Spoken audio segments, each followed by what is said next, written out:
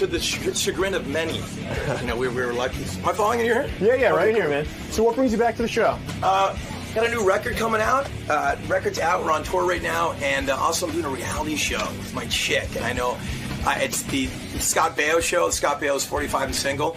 We're taking over the franchise. So after 15 years being with my chick, I got to decide whether I'm going to shit or get off the pot, whether I'm going to marry her or not. And I have a problem with commitment, you know what I'm saying? Yeah. So we'll see what happens. So just here to rap and catch up with Howard. I haven't been serious yet. It's so exciting. I'm nervous. I'm scared. It's the only guy because it's my fucking hero. You know what I'm saying? I mean, it's on repeat all day long in my house and all the speakers, and all through my room. So just to be here in the good halls and breathing the same air of Howard Stern and the crew, I'm honored, man. I'm humbled. All right, man. It's a big day for you. It's a big day. It is. Anytime to be in the Stern show is a big day, man. All right, hang tight. We'll see you in a little bit. God bless. All right, Gary, bring in Mark. Spread your love and fly. Come on, man. What's up, everybody? Don't be uptight.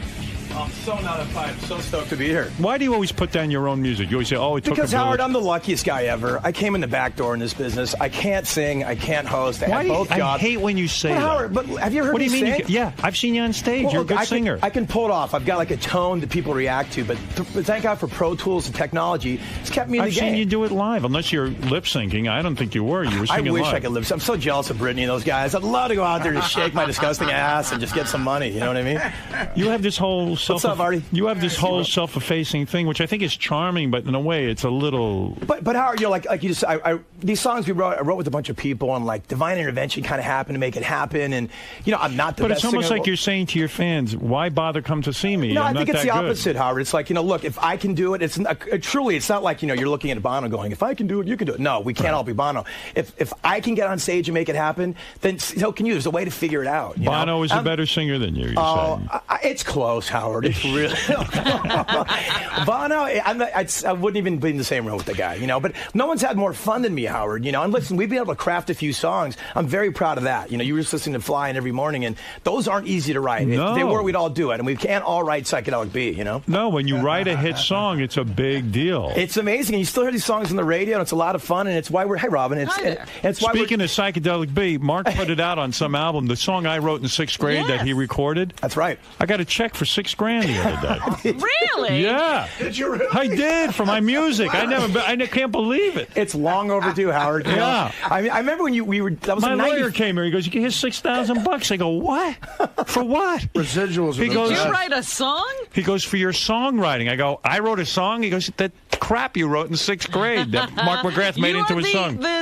You did it, the lyrics and the music. Yeah. So right? why, if your parents said to you, "Look, don't become a singer. No. You have to go to college." They made you graduate college, and they said, then when you graduate college... That's the key caveat right there. You can do whatever you want. My mom and dad literally said, "Mark, we don't care what you do. We're supportive." And they always have been. They said, "Just get that college degree." Right. I'm like, okay. So I went to University of Southern California. I majored in communications. I looked around the room, and I saw Rodney Peete, Willie McGinnis. I'm like, this is the major for me. I'll be doing this one. And so I got that degree on a Saturday. The next Sunday, I was in my mom's garage with the band I'm currently in now with the same dudes. And I go, "You guys said if I got that degree," and they held their word and they've been very supportive. So they sort of had to deal with me. Were you scared in the beginning after you graduated college and now you were banking on this band to make it? Were you really scared? Seeing how you think you can't sing and all this, were you scared you weren't going to make it? Banking on being a rock star in a band, that was a long shot. But I just wanted to do it and give it a shot, But I never thought it could happen. And that's why we're still doing it. We play music because we love to play music. It's like it's a pretty fucking good job to have, man. It's a real good job to have. Traveling on a bus. I mean, the hysteria of the 90s is gone, Howard, and like the chicks and the cover of Rolling Stone and all that stuff. That was amazing. It was a lot of fun. But now what we have left is playing music and the songs people enjoy. But Gary just went to one of your shows, and he even said, "There's no cougars in your audience. It's young, hot chicks." Oh, I don't know. And you have a confusing life because A, you're very handsome. B, you're a rock star. C, you've been engaged to the same woman for 15 years, on and off, kind of. On and off? What do you do, take the ring off? Well, because he bangs hot chicks. I mean, he does. Well, Howard, engaged is, we've never been engaged. What we have, we've had a long-term... Karen. Well, last chick I brought here, she married one of your staff. Remember that back in '94? Yes, that's true. But I'm afraid to bring anybody here. Yeah. So I've been seeing her off and on for about 15 years. And, we've lived this incredible life, and to make it work, we've had to make certain concessions. Let's say. In other words, she accepts the fact that on occasion you are going to be with another girl. I don't know if she accepts it. It's not implied, and it's certainly not explicit. But there's been a sort of an understanding. And by the way, it goes both ways. It does. She's been with other guys? She probably has. She's had boyfriends and all that. So we've split up for times and been apart. But we're at a point now where I'm 41 years old. Right. Okay. This institution of marriage, is having kids, it all sort of appeals to me right now. So the irony of the whole thing is, Howard, is that, you had Scott Baio in here a year ago to do the 45 and single show. Yeah. Well, guess who's taking over that mantle and start filming a reality show like my man Artie over here? Well, it can be a little frightening as you get older to keep living that lifestyle. Like at some point, maybe you got to look around and say, maybe I've got a good thing here with Karen. You know what? I like waking up next to her, Howard. You know what I mean? I know it sounds cheesy, but I like watching King of Queens reruns with her. So when I read in the gossip rags, like in 2005, you banged Pamela Anderson, which was a big deal to me. And to me, too. It was a a big score. No, I don't want to even say her. Score. Howard, I know the rules of the show. I know the Jerry O'Connell rules. I know how it works, man. Right. You know what I'm saying? You lay it out there, and this is the place to do it. And I love you guys, and you're responsible for my career. I'd love to say that was true. It's just not true. You were. I was never at a place. Never went out for takeout food in Malibu. And by the way, a rumor like that, I'm not squashing a rumor. That's killer. Well, it makes it hard when you're dating Karen on and off, and then she reads that you just banged Pamela Anderson. It makes it a tough 10-minute conversation. It certainly does. So you're saying I'm barking up the wrong tree with Pamela Anderson? Yes, you are, definitely. All right, hold on. I'm friends with Kid Rock. He's my friend forever, so that didn't happen. All right, so that never happened. All right, but let me see here. Wait, I'll find some girls you banged here. So, okay, when you were banging Jordana Brewster, never banged her either. Well, never. You dated her. I didn't date. I had one makeout night and on New Year's Eve. So when you were making out with her, it gets back to Karen. It does, but we weren't really going out at that point, so it sounds bad, but in retrospect, it was part of the whole just landscape of my incredible lame life. It was your on and off kind of. Yeah, and anything you see there, Howard, we were off. But when you hooked up with right, no, okay, let me bring up someone that is pretty much a given that you banged. All right, Paris Hilton. And I know you did. All right, man. Okay, all right. So you did. All right. I may have. All right. All right. All right. Does Karen Does Karen call you up after because Paris Hilton I think is a gorgeous girl. Paris is lovely. She's cool. She's really cool, and her whole thing. She knows what she's doing, and we've had this conversation before. What do you mean she knows what she's doing? You mean sexually? In all ways. I mean, she knows the image she's putting out there and that type of thing. You know what I'm saying? You're saying she's smarter than what we see. In other words, she knows. She's self-aware. Yeah. Forrest Gregg, remember him? Yeah. He wasn't always drunk, you know what I'm saying? Right. Yeah. But are you saying... Was that an old Bob Hope roast reference? Yeah, you can't believe this. What's wrong with me? No, but what you're saying is that... Okay, you meet Paris Hilton, and everyone thinks she's a bimbo, and everyone goofs on her and stuff. And it probably goes through your head, you go, hey, wait a second. I can't be with Paris Hilton. I mean, I just can't be. But you meet her and you find her charming. She's charming. She's lovely. And she just... What, you're hanging out one night? You're in a bar? Just one of those deals, yeah. Right. You hang out in the bar, you do this. And she eyeballs you right away. Oh, boy, there's the guy. Yeah. Sugar Ray. Yeah, it's a long time ago. No, I understand. Yeah. So I just want to details a little, you know me, I'm Irish. I like to have a few. Right. So, the Bushmills was talking that evening, so... But why not hook up with her permanently? Seriously, would it be embarrassing to you to be with her? No, I think she's great. I have no problem with her at all. It just didn't pan out that way. You know what I'm saying? How does it end? Like, in other words, it's just a one-nighter? The good thing about Paris, she's not really looking for that long-term thing either. But was it a one-nighter with her? Yeah, it was. That was it? One night, done. She's great. She's lovely. I've seen her again. She's great. You have? Did you call her afterwards? No, maybe. Nah. Do you think you should? I probably should. No, look, we didn't. So you being a gentleman, what you're saying to me I'm trying to play the game of the show and be a gentleman. But at the same point, everybody hates fucking gentlemen. No, because it's not even hate. I want to understand. I swear to you, this is just. I wish I could talk to you off the air about this because I want to understand it. I want to know what goes wrong. To me, Paris Hilton's nothing went wrong, Howard. Nothing went wrong. Right. She's a beautiful girl. Yeah. I think if we were off the air, I'd say you maybe weren't that satisfied sexually, but you probably were. But I think in your mind, you probably couldn't just hack her personality after you came. Well, see, you're sort of giving me the benefit of the doubt, thinking she'd want to be with me forever. You know what I mean? I'm Irish. All that entails. You know what I'm saying? Was she laughing? She wasn't laughing, but she certainly wasn't screaming. So in other words, you weren't that great in bed for her. I don't think I am, dude. I'm 3 minutes Sports Center. I'm sleeping. You know what I mean? And your penis is small. Yeah, yes it is. I'm Irish, dude. I get the curse. You disappointed her. Yeah, I'm like the reverse of a butterface. Is this you being a gentleman, or is this you? Anybody? Is this you being a gentleman, or is no? This... That's just what happened. That's the truth. That's in other words, she didn't want to. You wanted to see her again. I don't think either one of us are looking for this long-term, let's ride after the sunset type thing. It was a sort of Hollywood, thing in done. When it's a one-night thing, you go back to your place or hers? Yeah. Hotel? Yeah. It was a house, let's just say. Let's say you're at a house. Yeah. And it's a one-shot deal. Like, in other words, you don't sleep over. No. You don't blow your load 2-3 times. No. Just once. I've never done that. What's that like, Howard? Come on. When you're with a really hot chick? Yeah. I mean, Paris Hilton, I would blow my load 4 or 5 times. I have this, off button, dude, immediately. You know what I mean? I don't know what it is. So you zip up your pants and you're gone, and no call afterwards? I just maybe a couple calls. I mean, how you do a text or two. I think texting was just starting around there in 98, 99. What do you think that is? You're using her, and she's using you, right? I mean, you're a bright guy. What goes on there? I mean, it's a one-shot deal. She needs to say, I had Mark McGrath, and you need to say you had Paris Hilton. It's this caveman DNA we have. You know what I mean? I think we all have it. And the thing is, all guys want to get down like that. It's just some people have the filter and some don't. Sometimes I just don't. I haven't been a good person my whole life. I'm not proud of it. No, but I'm working on it now, Howard. But I'm the same way. You've always been a good person. You're sort of you're my ethics code, dude. You know what I mean? If you do it, I do it. I'm telling you, I have caveman ethics. I did for a couple of months. I was bad. You had your lost John Lennon weekend, right? Yeah, but I was bad. I mean, because you could never be bad, bro. I was bad. Isn't that a use? I mean, you fuck Paris Hilton. I don't know if it's a use if both people have the same idea. Sometimes it's just fun. It's a symbiosis. Have you ever heard that? I don't think she was looking at me like, wow, this is the douche that sings in Sugar Ray. This is the catch of my life. I disagree. I don't think she was looking at me like that, my brother. I disagree. But I disagree. I think she looked at... Listen, you can put yourself down all you want. I'm good at it. You're a big catch. You got a great career. You're so nice. And you're a good-looking dude. Right, Robin? Sure, he's good looking. He knows that. Yeah. He looks at the mirror. Propecia, veneers, and Botox. Keep me in the game, man. Have you done Botox? I've done it. I'm not lying. You did? Listen, dude. Why'd you do it? Because I'm lame, and here's the thing. Are you insecure? I don't want to take myself immediately out of the game. Right. You know what I'm saying? I'm going to hang as long as I can. So if you have to get on a treadmill or do this, that, I've done it. I don't do it regularly. I've done it. It's not the greatest thing in the world. I don't think I'd make a practice of it. I checked it out. See what these Mark Steinis guys, what they're up to. I was hanging in that Pat O'Brien game for a sec. When you became the host of... By the way, Artie said the funniest thing I've ever heard in my life, the Pat O'Brien tape thing. Yeah. And they were talking about, hey, you want to bang Betsy and watch the dog, look at the dog watch and all that. Artie goes, let's join Al Qaeda and all that.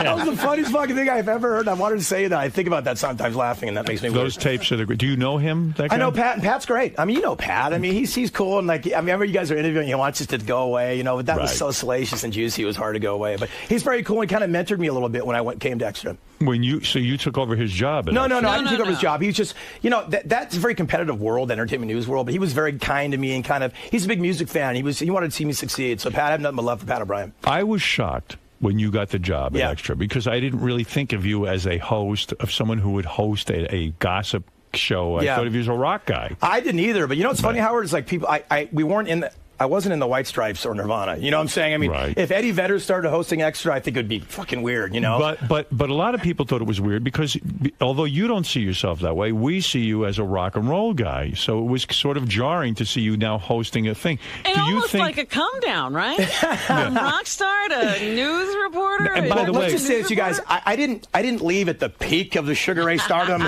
We weren't just coming off a 10 million selling record. Mark McGrath shocks the rock world. It might have been more out of necessity as opposed to let's try a new career. But it was a weird move for the band because it meant you weren't going to be available. Well, the irony, Howard, is that they have kids and stuff, and they wanted to stop for a second. So I just looked in my messages, and I had a couple phone calls to make through the years, and one of them was to Extra. And I literally called them on a Friday, and I go, hey, what's up? And they go, come on down and just meet with this executive producer named Lisa G. And I go, sure. I met them on a Friday. 2 weeks later, I'm hosting the show. I have no idea how the fuck I'm there. I don't know what I'm doing. Obviously, if you watch the first 6-7 months, you you had never hosted a show before. What made them think you could do it? Well, Howard, I did a few things. I guess if you can chew gum and read a monitor in a rock band, they let you host the Radio Music Awards or the MTV things. I did a few of those, and I remember her telling me, she goes, "You kind of suck, but there's something there, Wow. And so they were willing to explore that. And that How was nice. Well, yeah, thanks a lot.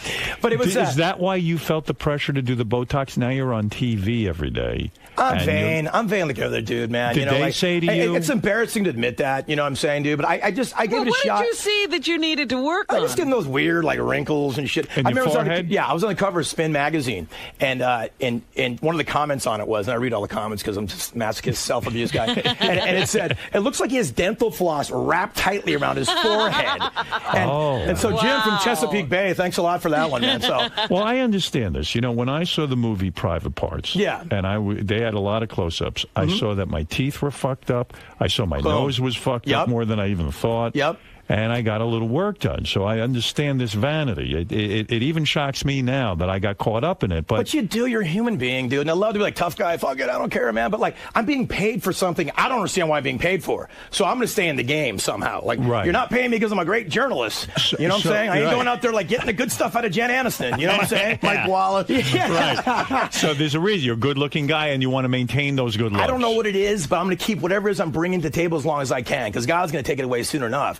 And I did the bottom veneer thing too, man. Sure. Because I had my top veneers because I had these weird meth teeth I had for 15 years I had to get rid of. and then did you do a lot of meth? Yeah, I might have done a few back in the day. And then I saw my bottom veneers. I'm like, it looks like Ben Franklin's wooden teeth, freaking people out. So I got my bottom veneers done, and then I had speech impediment for a year and a half. Wow, because it's hard to learn to speak with those things. Of course. And then I remember the tsunami came for Sports Illustrated Sexy Supermodel Tsunami, and I was like, oh my God, I'm quitting. I can't do this anymore, Yeah, it's tough because that's not your chosen field, and now all of a sudden you're being evaluated on a whole different level. And publicly too, I'd go to 7-Eleven, and 6 months later, I'd get a case of beer, and this dude would go hey man, you kind of sucked when you started, but you're getting better, man. And for some reason, I had just fuck with me on my head. Go ahead, tell me how shitty I am. In a way, isn't your fame greater when you host Access Hollywood as opposed to being a rock star even? Well, I really enjoyed hosting the show there, and the people were great, man. But Were you fired? I was. Irony is, I wasn't fired. I was asked to do more, and I didn't want to do that. I didn't feel qualified. Is that true? That's absolutely true. I feel like they gave you the bounce and hired this Mario Lopez. Mario's great. Mario's born to do it, and he's good at what he does, and he'll fucking kick your ass, by the way. That guy's a bot. He's gnarly. He's really good at what he does. I'm not really born to do that. I don't know what the hell I'm born to do. Do you feel you were pushed out in any way? A little bit. Yeah, a little bit. I mean, they wanted to change the sort of scope of it. Look at, the ratings were going down. The entertainment news genre in general sort of circling the drain because of the internet. Similar to what happened in the record industry. You have TMZ, Perez Hilton hitting things at 7 in the morning, unchecked and salacious. So the ratings started to go down. They started to go down. They did what they had to do to make a shuffle and a change, and now Mario's kind of he's great. He does it really well. But they told me, listen, Mark, if you want to stay here. So they brought in a younger stud. And it was your worst fear because that's why he was doing the you Botox. Were Botoxing. You think I had self-esteem issues before? I got replaced by AC Slater, dude. Yeah, exactly.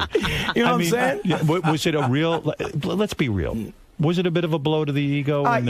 You know me. I'm just this manic flow from just panic guy. Maybe that's why you want to get married now. You see it all. Maybe it is. It's all making sense to me. I got nothing left, man. Why not get married, right? Right. But I was there for 4 years, Howard. I thought I'd be there 6 months, so I was sort of ready to go. And what the conversation to me was, listen, Mark, you need to do more. You need to go out 7 days a week. You need to 24/7 on the weekends. And I didn't want to do that. And they wanted me to do live shots on Larry King and talk about Paul Newman and his cancer. And I'm like, right.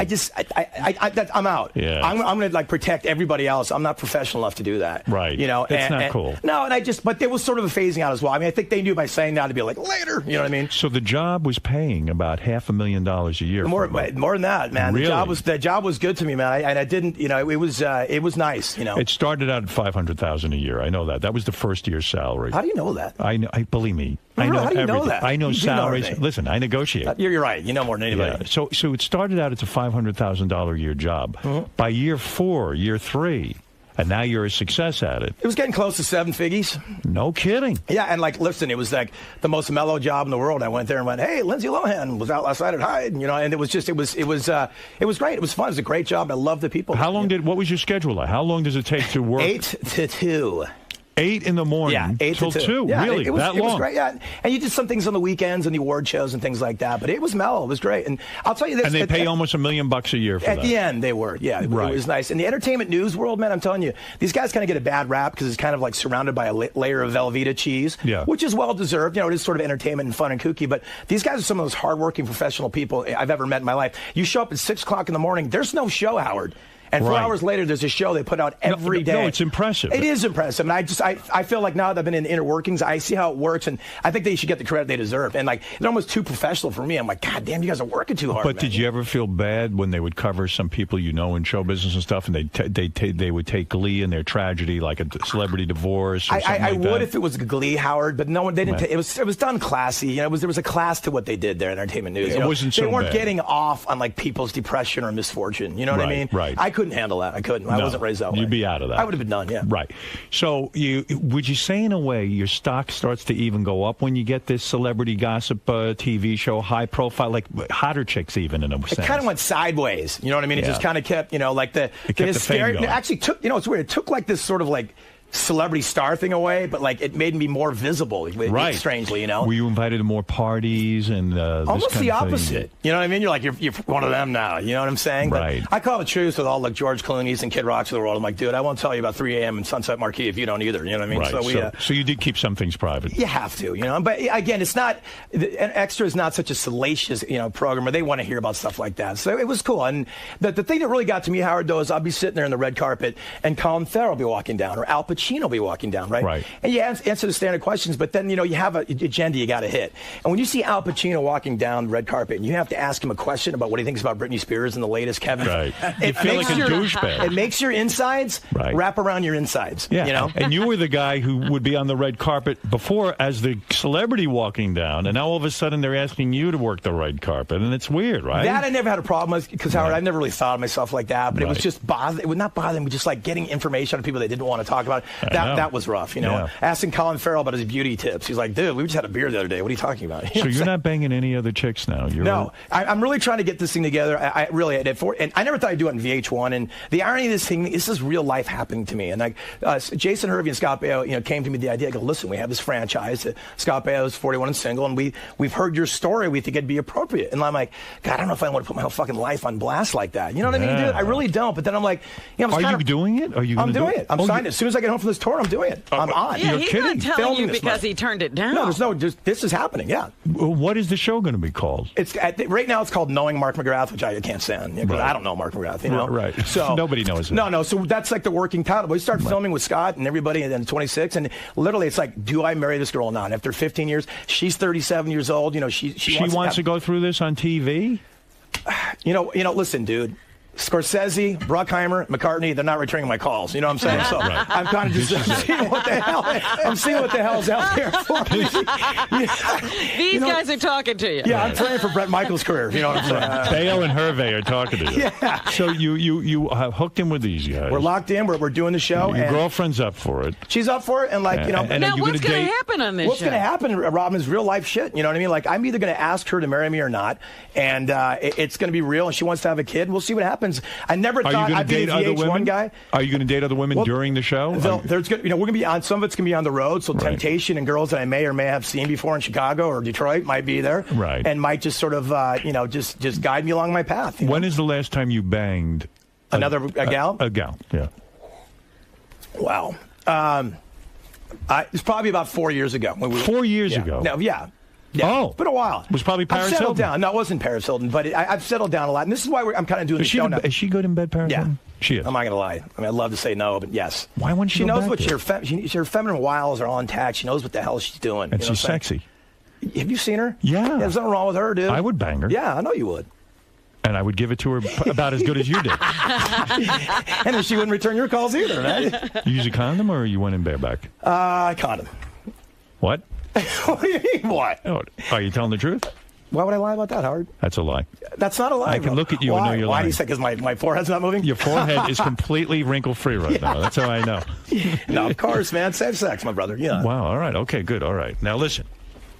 Hey, Howard, thank you so much for having me in, man. I mean, wait, I want to talk about something. No, I'm just saying, you know how much it means to me to have me. I mean, you guys are just part of my life all day long. I love you. I love you guys, too. And you really, because I'm sitting here because you gave us a chance in 95 with Psycho. And you were good to me when you guys always came in and did the show and you recorded my song and I got $6,000 to show well, there you go. But it's more coming, brother. It comes forever. Hey, man. I love it. Every quarter you'll see a check now. Robin, we got to start writing songs. I know. Let's get busy. These checks are great.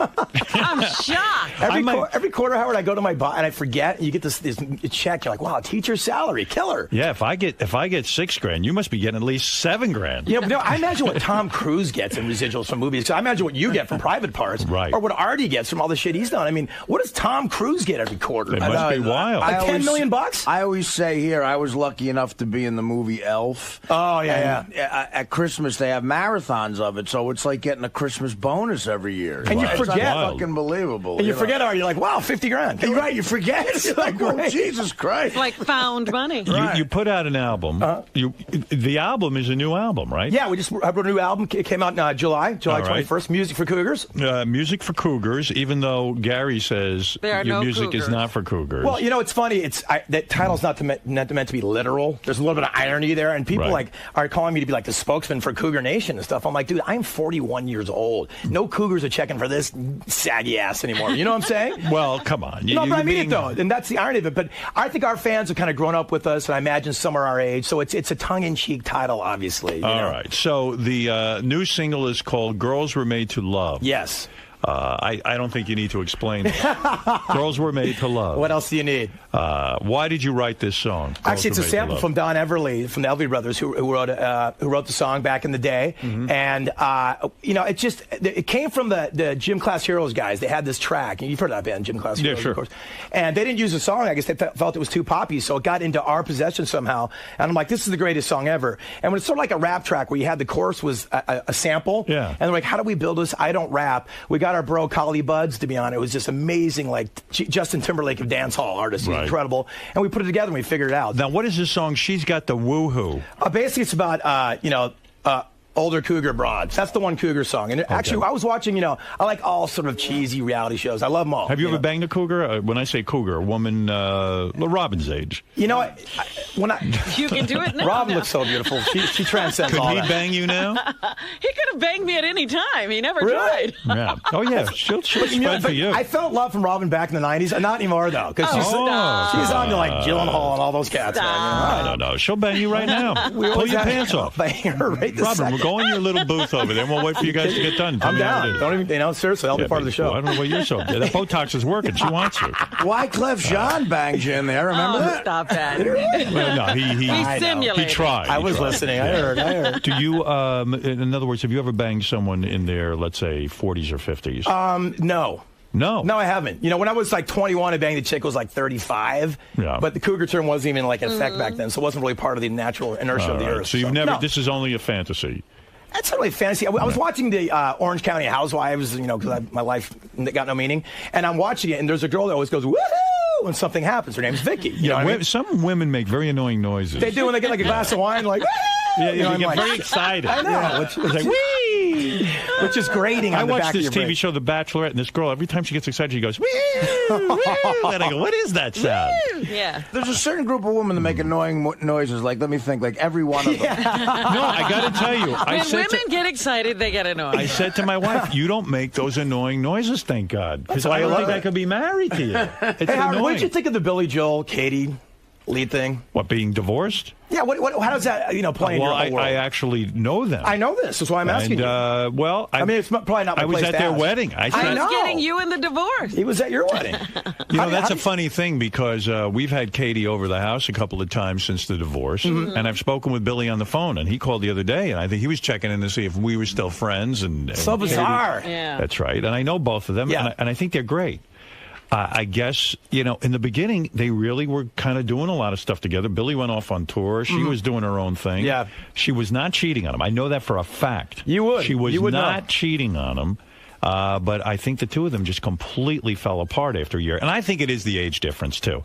I think that Katie's very young, and Billy's like a guy in his... he's 60. He's 60. It's just, it's a big difference. I was like, gee, this is an interesting thing. Could this last? Almost 40 years difference. Almost 40 years difference. Dude, you go on the road for 2 months like Billy Joel does, and like you just want to go home in your cocoon and just not, you don't deal with people. You don't want to go parading down to a book signing, you know what I'm saying? That's sort of the problem. I mean, I'm 55, man. I don't have a lot of energy to go. Howard, you're the youngest 55 in the history of the world. Yeah, well, you reversed the aging process. It's the Botox, my friend. But you did Botox. I know you did. Never. I can never. see it. No. And you don't try your hair? He'll Never. tell us on one of those times that he wants to reveal secrets. I know. Not The right next, now. I swear, Revelation show. I swear on the life of my children, I've never done Botox. That's enough for me then. I'm not going to stop it. I'm telling you the truth. I swear on the life of my children. You don't need to swear. Well, because no one believes me. I've never done Botox. You don't need it. And I've never done. You judge me for doing it? Years ago, I put my blue in my hair or something. Something weird. You blew in. But I don't. I blew a load of my hair. But I don't dye my hair. But you can see. That's nice. But you can see there is gray in my hair, but not a lot. It's amazing. You know, listen, I'll tell you the truth. I've eaten infants to stay young. All right? I've sucked the blood out of them. And the bone marrow, everything. Yeah. I eat every part of them. Nothing goes to waste. You need a third world kid. Yeah. Well, that's where I get them. Malawian kid. That's where I get them from. Right. I adopt them and then I eat them. Right, of course. And it keeps me young and feeling great. Most importantly, I'm here to ask, are you 13, 14 months out of here, 15? I mean, yeah. Because... Yeah, you are. Yeah. Okay, cool. Thank you. So you're breaking it right now with me? Cool. No, there you go. There it is. Now they'll hire you back. Yeah, call extra. Makes me sad, dude. No, I don't know. Makes me sad. I don't know. It bums me out. You want to know something I don't know? I'll sit and I'll talk to the company and I'll say to them, do you have anything in mind for me? If it sounds reasonable, and then I would do it. Okay. But I would first meet with Robin, Fred, Artie, possibly Benji, and discuss it. And even, sit down and see how everybody else feels. Right. You think that's the way to go? It just would be a sad, sad, sad day. And I just want to take my... Not for me, it wouldn't. I know it wouldn't, but just for everybody who loves you, including myself. You made my career, man. Life would be... That's not true. Did you come on Paris Hilton's face? I did not. I'm too much a gentleman. You are a gentleman. On her back. That's very nice. Take a few phone calls. By the way, the new album, the new Sugar Ray album is called Music for Cougars. It's in stores now. And for Sugar Ray tour dates, you go to sugarray.com. You'll have a great time if you go see the boys live. Thank you, Howard. They put on a great show. We'll be in Nashville tonight and New Orleans tomorrow. Where are you tonight? Nashville. Wild Horse Saloon. So you got to get on a plane and go to Nashville. Yeah, but anything for you guys, please. Doesn't freak you out to go fly that much? No. Does it freak you out? Who gets to be on the plane with you? You fly commercial or I'm flying bareback solo. Solo? Yeah. You're not flying the plane. Oh, no. Did you see that Bruce Dickinson Iron Maiden documentary where he flies Iron Maiden around? Yeah, it's the raddest thing you've ever seen. It's like, so you will be in a private plane? No. I'll be on Transgender Airlines or whatever the hell it is. You're going to be on Transgender Airlines? Oh, no, whatever's flying out of LaGuardia. Okay, good. Okay. If you see a lot of flight attendants, transgender is appropriate. When you're on the plane, do a lot of the chicks come up and start approaching you? It's going to be tough for you to get married. No, yeah. It is. But Hart, I think you said you were never getting married, and you're married, bro. I'm happy. Look, I think that union thing's cool, and the hard part is going to be getting back to good because we fucked it up so early. Right. We really destroyed the foundation. Yeah, how can she trust you? How can you trust her? Vice versa. Right. I'm not the big bad wolf in this thing, and the reason why I'm going through this because I'm not a hypocrite. We've got both our issues to work on. How old is she? This chick? She's 37. 37, and she's super hot. She's really hot. She's got to be Panamanian, hot. Latin broad. Really? Big boobs. Good boobs, yeah. Perfect boobs to fit the body. That's the key. Nice. You know what I'm saying? And like I said, dude, she's my friend. I know that sounds lame. Your audience is like... That's not lame. That's it, because that's bang anybody. You can't be if you fuck Paris Hilton, and let's say she's the best lady you've ever met. If at the end of the fucking, you have to leave because you can't sort of deal with her. Then what do you got? You have nothing. You got nothing. You got, Yeah, that's just you getting your rocks off. That's right. And you can do that by yourself. If you find a girl that you could lay in bed with and talk with and have fun with and do some stuff with and it's reasonable. But that sounds so stupid and lame, but that's the key, man. Well, of course. There's nothing more. There's no other secret. There's nothing left. There is no other secret. You just hope you get to the point around the porch and she puts her teeth in. And when you're there, if you get to that point, you've made it. You're absolutely right. Or you could fuck the chick and then lean over and call one of your friends. First of all, life is very simple. I'm going to tell you something. Yeah. Life is very simple, and people wait a minute. Don't this. You start, because you used to say life was simple and that it was another set of rules. All right, I'm giving you a new set. And you broke every one of them. Robin, you're ruining my rap. New set? These she are the holds new you to that, Howard. rules. These Here's are the a new rule. rules. She holds you to that forever. I figured it out. Okay. as much as we have been raised to think that we're that horny, you could just jerk off and be done with it. The fact of the matter is, when you have sex with a woman and then you want to be with her after the sex, yes, that's the secret. But what about the divide and conquer caveman thing? Like the variety thing? Well, you have to do that in order to find the one that you can't believe you actually want to stay there. But that's why this self-satisfactoriness doesn't have... You need to conquer other things. Me and my left hand, I'm bored of both these guys. How many women have you conquered? 1 million? No, not 1 million. Close. No. Come on. No. What are we talking about? How many chicks have you banged, Howard, would you say? In my life? Yeah, in your life. I'm going to say... I'm not. I'd have to sit down with pencil and paper and give you. No, you have an idea. What, do you need an abacus? I'm going to say an abacus, yes. Is that a Genesis song? Yeah. I wonder if there are anybody manufacturing abacuses anymore. With all the computers and everything. Somebody's in the abacus business. Now, your number's skewed because you were married and faithful for 20 years. Yeah, but there's still a number, Artie. No, I know. I think it might be 50.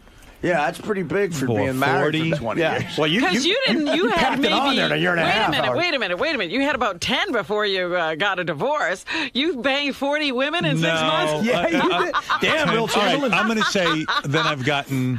Then I'm wrong. Because, again, I'm trying to ballpark this Right. Maybe I've been with...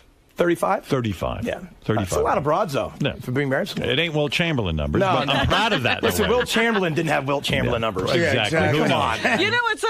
We were doing the math on Wilt Chamberlain the other day, and that would have been like 3 women a day. 3 women a day for like 20 years straight. He had to have the flu every once in a while. He had to have a day off. He's certainly Jeff given the the Drunk is on the air. Jeff the great Drunk. Mark McGrath, the star of Sugar Ray and the new album Music for Cougars. Jeff, go ahead, say hello and ask your question. What's up, Mark? What's up, Jeff? How you doing, bro? Good, how are you? I'm excellent, man. I wanted to ask you about Paris Hilton. Oh, God. Did she give a good blowjob or what? Not going to lie. She was good. Not going to lie, man. I saw her videotape. Knows what she's doing. Yeah, have you seen the video, man? Yeah. That was about the same era, too, when I got it. I would have... I mean, it sounds like a kind of a sexy night. You meet her somewhere. She brings out that man in you. Yeah. She's a little feminine girl talk. I think her body's rocking. Her body's unbelievable. He's right. I met her backstage at Letterman once, and I think I told you that she oozes sexuality. Yeah. She's like he says, feminine, and she smells rich and good. Like she's bathed in oils. Yes. She's never used zest in her life. She's got 59 doctors for her vagina. But you want to know something? You make a good point in a way. It's like, a lot of guys will sit here because they don't have the opportunity to be with her. But when the truth be told, any guy would want to bang her. Absolutely. She's super hot. Absolutely. What do you think the fascination is? But going in, you're not going to be with her more than one time because... See, Howard, you're romantic, which is so sweet about you. Like, I wouldn't even think about, where's this going to go, Paris? No, I don't want to give you the wrong impression. Pancakes, get the fuck out of here. No, I don't want to give you the wrong impression. Sometimes I would just be like, I don't care where it goes. I have to have her. Sure. Right. And that was kind of the vibe that evening. And like you said, Artie, I mean, she smells good. She looks good. She has a little voice, and it's just a wrap, dude. What was she wearing when you met her that night? Do you remember? The short skirt thing with the deli section hanging out. You know what I'm saying? Right. No girls wear panties anymore. She was okay with it. She had no panties. Zero. Under the skirt was no panties. What are you going to do, Howard? I'm not in the panty rule. You know what I'm saying? I do what you got to do. This was at a party. Breathing freely. Whose house are you at? That I don't remember. You don't remember? No. And she's there. How do you do remember? I do remember. You do. Well, bro, whose house were you at? Let one slide. No, I really don't remember. I'm kidding. You were at a celebrity party. No, I was not. It was probably somebody cool. Yeah, it was not. It was not. It was not. No, it was not. I'd love to tell you it was not. Now, I was doing that to see if you'd keep me on a little longer. Does she lock eyes with you immediately? She doesn't really lock eyes. She knows what she wants. There's not a lot of courtship and a lot of I mean, she comes over and goes, "Oh, Mark, hi." Yeah, she's just cool, and you know what's going on. You know what I mean? Yeah, she wants you, you want her, and then you go right to the bathroom at the party. I don't know if it was a bathroom. I'm not beyond that. But, a bedroom. Yeah. When do you come to find out that there's no panties underneath the skirt? Early. Pre-bathroom. I mean, pre-bedroom. Pre-bedroom. First. What, did she just show you that? But how do you know that? Let you know? Because she was sitting in a chair? Yeah, you could see what she had on. You check. I'm looking at the property and the goods. But you probably think there's a thong under there, right? No, you could tell, dude, because she had this really tight skirt shit. See-through? Like a white, she was really bringing it back then. before she tried to, pre-jail, all that stuff. She wasn't really well known at that point. Maybe she was trying harder. She was starting to be like the socialite, like Page Six kind of chick. She hadn't really gotten that reality show yet and all that. So. Oh, before the reality show. Wow. I'm telling you, it was a long time ago. She was very young. And she wasn't wearing panties back then. She had to be 18 then. No, she was older than that, dude. 19. I mean, there's grass in the valley. What year was this? Well, I don't know. You don't even know. 2002. She was 12. So you... I can't imagine. Boy, this is exciting to me. It was exciting, Howard. I'd love to say, it was many times and all these great things. Sort of like, like a sloppy... But I don't understand something. I don't mean to dwell, but... No, I'm trying to help you. How do you know she's not wearing panties? By looking at the skirt? Or is she bent over and she just makes it clear that there's no... She wasn't making it clear. She wasn't like flaunting, but I could tell. You can tell. She had like a white skirt thing, and you can just tell. With the high heels. Yeah, she knows how to dress, man. She knows, she knows what she's doing. Yeah. She's a blonde bombshell, Marilyn Monroe type. She's our generation of that, like, sex bomb. Yeah, she certainly is. And so so she makes it clear, and then you say, let's just find the bedroom. And the two disappear, and everyone at the party knows. Yeah, but it's a little messy because I was getting drunk, so I don't have the play-by-play, Howard. I'd love to give it to you, the fingers and all. I just don't have it, you know what I mean? But do you lift the skirt, the mini skirt? It got lifted sometime, you know what I mean? Took her from behind? Did I take it from behind? I don't think so. I think it was just power missionary, bad, sweating, and then fell off. Did you return the favor of the blowjob? Did you eat her out? No, that I didn't do. Why not? I don't know. Why not return the favor? Not against it. I just didn't do it. I mean, that's a gentlemanly thing to do. It's a gentlemanly thing to do. It's a little reciprocity is always good in the bedroom, but I just didn't. It didn't occur to me. And then after you're inside, so gross. And then after you're inside, God, that's gross. That's the clit. Come on. And then after you finish, you never said these things. What you're saying is after you finish, everyone's like, "Hey, cool, hanging out, blah blah blah," and then you leave the party and she leaves. This was kind of like the end. It was evolving the evening. People had left. I think it was just like a couple of stragglers in this house. Were you embarrassed when you walked out of the room? And this is like everyone knows what happened. But Howard, you got to understand, it was like a drunken party. No, but people were gone. It was like 6 in the morning at this point. So, it was late. It was wow. Late. As you're wont to do out there. I mean, what do you do? I mean, what's the conversation after it's over? And now you're... Well, I've never been a big linguist or conversationalist, so no one's looking for anything from me either. So, do you hold hands on the way out? Is it sort of like this sort of fake couple thing? No, there was zero of that. I was saying, man, right? Later. Like you turned your heads from each other, got dressed, and walked outside. Then it's like, hey, taxi, later. You heard beep beep, taxi. Like, bye. Yeah, hey.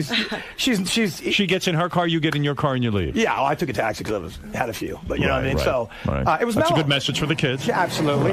Safe sex, taxis, all that stuff. But yeah, dude, it was no big. Was it like the Munsters mobile? No. You just peeled out. There's no big Rapunzel moment. Wait a minute. They're in somebody else's. Where did the condom come from? You have it in your. He always. It was a house of condoms. Yeah. Robin, I carry a gross with me. Paris stores them in her cheeks. Like a squirrel. So that's that. I mean, I don't remember a lot of the evening. You should have called me and told me about it. I would have loved to, dude. But do you high-five the guys on the way out, or are you just trying to play again, Howard, I'd love to say there's this giant sort of, American Pie party happening after that happened. There was no one left. And just psychologically, no desire on your part to call her again. Did you say to her, leave me your number so I can call you? He did do something. I did call her. She called me. And we kind of travel the same circle of friends. I know her. There's no weirdness. And she never said, hey, I'd love to do that. I'd love to get together for dinner again and maybe see if there's something more. Dinner. Yeah, I don't think we already went past the dinner, dude. You know what I'm saying? It's like, it's a shame. No reverse courtship. You know what I mean? I want to go back again. You're single. Why not? Look, it wasn't in the cards. You did a pump and dump. I can't believe it. All right. She's lovely. You know the term, Robin. Guys say that. It's cool. She doesn't trip. You know what I mean? That's what's great. There's no tripping involved. Hey, if she wants a trip, let's go. I mean, that's great. I mean, that's wild. Jeff, did you ask your question or did I cut you off? I think you did. I wanted to ask one more question. Okay. What is it? Does she charge much? You're just jealous. You're sitting in a trailer jealous. I love Jeff, man. Yeah, He's the greatest. Listen to me. You've got it all going on, my friend. Howard, thank you, bro. Seriously, you look at me. Thank you so much for having me through the years, man. You've been nothing but a stellar king to me, and I appreciate it. I love having you here, and I love hearing about your life because, believe me, it's exciting. I wish you luck with this reality show. It could get a little weird. I'm going to watch. I'm going to need it, man. I'm scared. I'm literally scared because it's real life. It's really going to happen to me. You know what I'm saying? And what do you got now? A tattoo on your chest, or Joey's up? Yeah, I got Spider Lockhart, New York Giants. Yeah. And somebody told me you got a tattoo. Mr. Cartoon is a big fan of you. Wait a second. You got Spider. Look at that. Spider Nice. Lockhart. Oh, Why do you have Spider Lockhart? Because when I used to live in Connecticut. I was a big Redskins fan, okay? Right. And this is 1975. Yes. And I got all my Redskins gear on, and they're playing the Giants. And I hear tackle by number 43, Spider Lockhart from the New York Giants. And I went, Mom, there's a guy named Spider in the world? That's the coolest fucking thing I ever heard. So I threw all my Redskins gear, and I've been a Giants fan for 30 years. That's it. I love the Giants, too, for some for reason. you. And then I got all of my back, and, Mr. Cartoon from downtown LA does all my work, man. You can see, I got all this stuff. And are you running out of ideas of what to tattoo? As long as there's a bar next to a tattoo parlor, no. You know what I'm saying? You love getting tattooed. It's fun. What the hell, you know? But how many do you have now, Howard? 1, 2, 3, 4. Would you ever get? Are you done? No, I would get more. Okay. I would go get some more. He doesn't have anything the size of some of the things you have. Well, I'm at the point now where I just like, there's.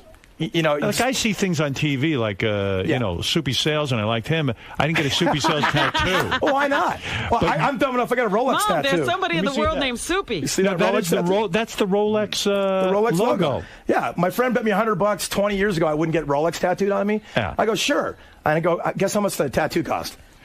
$100. So I didn't even get $100. I got this tattoo, and I thought it'd be the only Rolex I ever owned. So that's crazy. I'm not smart, Howard. I've been telling you that for years. Isn't a tattoo supposed to mean something to you, or is it just you like the idea of having tattoos? I think they can. A lot of mine do mean something to me. But like I said, some I've picked out, like Jack Daniels has picked out a few. Jim Beam has. So they're and you just go slap it on me. Yeah, and then I just happen to love the artwork this guy does, and I love the light gray shade. Sort of the. And what is that on your back? That's the back. That's Hollywood. That's the whole. Yeah, it's sort of like it's my guardian angel protecting me over the shallow depths of Hollywood. You know what I mean? You feel you're under attack? Someone's been looking after me. Why? Somebody. Why? I mean, I understand the Giants thing now, but why not put "I fuck Paris Hilton"? I mean, honestly, on a tattoo. Why not? Let it mean something. Really, yeah, no. Why not? Why not? That's a good one. Maybe right here in my Botox forehead. All right, listen to me.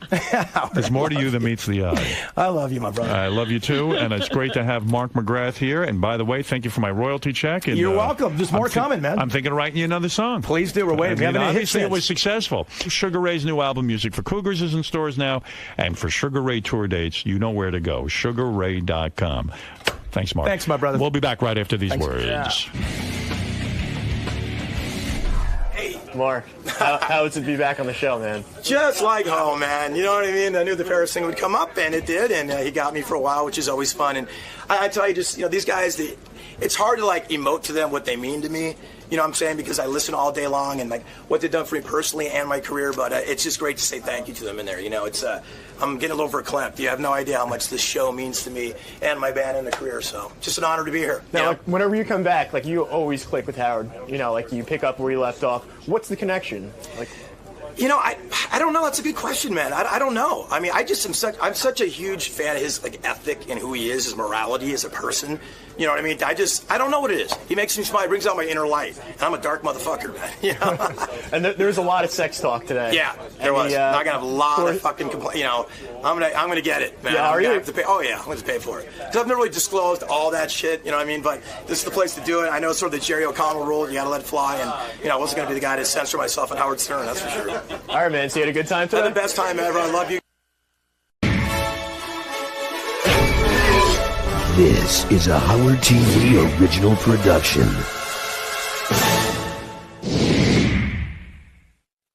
Here's what you have to look forward to on this episode of The Bonus Show. Scott the Engineer's new intern Pete earns a nickname. Motherfuckers! Benji opens up about his herpes. There's good news and there's bad news. Richard rocks out with his cock out. You gotta look, Gary. That's a good one. Miss Howard TV tries to read. What do you think of Howard TV? We want to know. And Jason gets all worked up over Lisa G. Maybe they just need to get someone younger and more aggressive on the red carpet.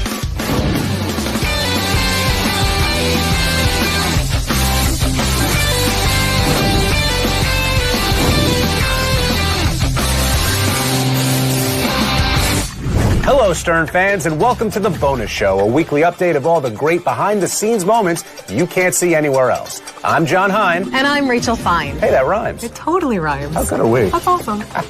Our first story tonight involves the new guy in the hallowed halls of the Stern studio, 34-year-old intern Pete McHeffy. Now, Pete was brought on to assist Scott the engineer and is already making a name for himself. It has been confirmed through an appearance on air with Howard that Pete suffers from Tourette's and has a problem with the ladies. Apparently, he is looking to go from afflicted to the one who afflicts. Watch this.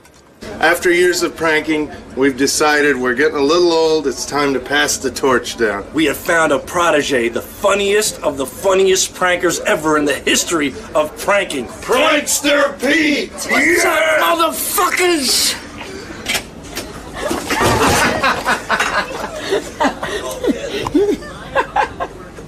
Your asshole, isn't it? The fuck are you laughing at? Who told you to do that? I don't know what the fuck's going on. Who the fuck told you to do that? You old dipshit. They told you to do that. And you did it. You gotta fucking pick it up, man. Grouchy, yo. You might as well pack your bags now then, if you don't fucking pick it up. Kick his ass, Pete! He's getting Pete! I ain't fucking cleaning it up, I'll tell you that right now. Ronnie, what do you think of Pete's little prank? Dude, I was pissed. If I didn't piss, I would have pissed. If I didn't piss, I would have pissed in my pants. What the fuck's your problem, dude? You're on fucking fire today. Exactly. Look at you. You can't stop. Yeah, I don't know. What's going on with you, man? And that, my friends, is how a prankster is born. Good for you, Pete. Yet another person on the staff to harass poor Ronnie. You know what? If you have Tourette's, this is the right place to be. And we can't have enough people harassing poor Ronnie. So true. And speaking of harassing poor Ronnie...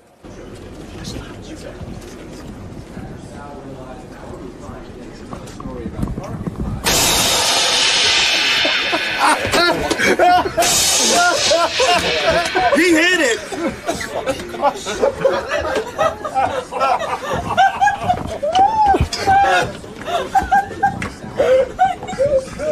You all right, man? Fuck out of here. Get the fuck out of here. I'm sick of you motherfuckers. Fucking sick. Well, Rachel, unfortunately, our next story is no laughing matter. Rumor has it that longtime Stern staffer Benji is carrying the herpes disease. Benji wanted to set the record straight, so he invited our cameras to his doctor's office to reveal his herpes test results. Not only am I negative, from what I know, I'm one of the few men in America that are negative for both. Oh my goodness. Well, okay. Well, I mean, in a sense, isn't it like something like 80% of the adult population? Yeah, it's about 75 or so percent, over 70% of the adult population have, by the time you become an adult, you're positive. So over 70%. You can kiss a baby and give them HSV. That's why I don't kiss babies. Yeah, not kissing babies, probably a good practice across the board, Benj. Yeah. Rockers AC/DC visited the show this week, and longtime fans, Richard and Sal, attempted to pay tribute to the heavy metalers with a serenade, only to be shooed out of the studio by Howard. Here's what you missed. Gary, we're practicing for Name That Tune. Okay. We'll do a tribute. Ready? Ready? Guess Name That Tune. Just for AC/DC, ready? Right, Cock rock.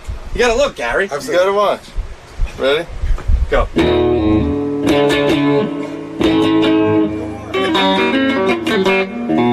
All right. Can we go play for AC/DC? Wait, Rich, take off all your clothes. Take them all off. No? Well. He's being passive. No. Bring it back inside now. I carried it out.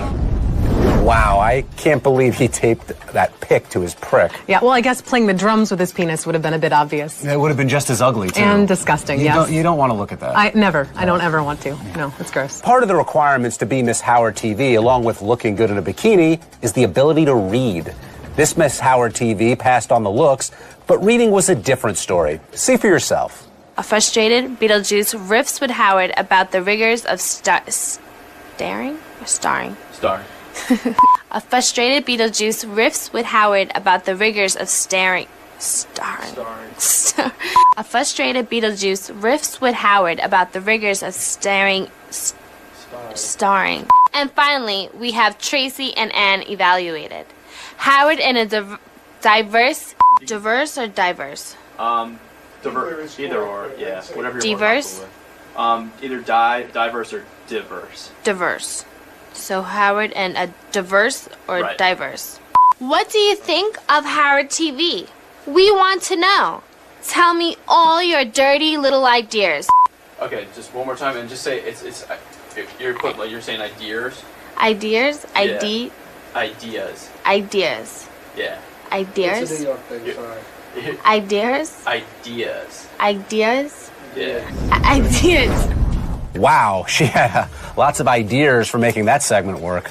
It was really embarrassing for women everywhere. It was embarrassing for men everywhere, Rachel. Yeah, it was frightening. Now, Ronnie is known for many things, like being short, old, and, of course, most famously, losing his temper. Here he is on the wrap-up show, being all three. Ronnie, before you were here, we were talking about your reaction as compared to Benji's reaction this morning. And the way you reacted to, I guess, were you upset by being the shortest member on staff, or was it what Sal was doing to you? What are you talking about, the shortest member on staff? I'm talking about what happened on the show. Fucking Shuley's shorter than me. Didn't you hear? Was your hearing? I did, but I thought you were taking off your shoes. Shuley was taking off his shoes. And he was shorter than me, okay? You can always count on a very calm Ronnie whenever he's on the wrap-up show. Continuing on the old theme, Jason had some sobering moments on the wrap-up show about Lisa G's lack of youth. Lisa, maybe the industry has just passed you by. Like, it sounds like you can't keep up with the new media. Maybe they just need to get someone younger and more aggressive on the red carpet. Where are you guys Well, coming it sounds from? like you're not so insulting. This isn't about me. It's about Howard and getting. It has nothing to do with Howard. Yes, it does. It sounds his like news department. You are no longer aggressive enough to fight your way to the front of the red carpet. Jason, I'm serious. First of all, you wouldn't fit on the red carpet because you're so fat. You would take up 5 spaces. Jason needs to cut her some slack. She's trying to maneuver through a crowd with those 30 Ds. Rachel, clearly you don't work here every day with Lisa G. Okay, good point.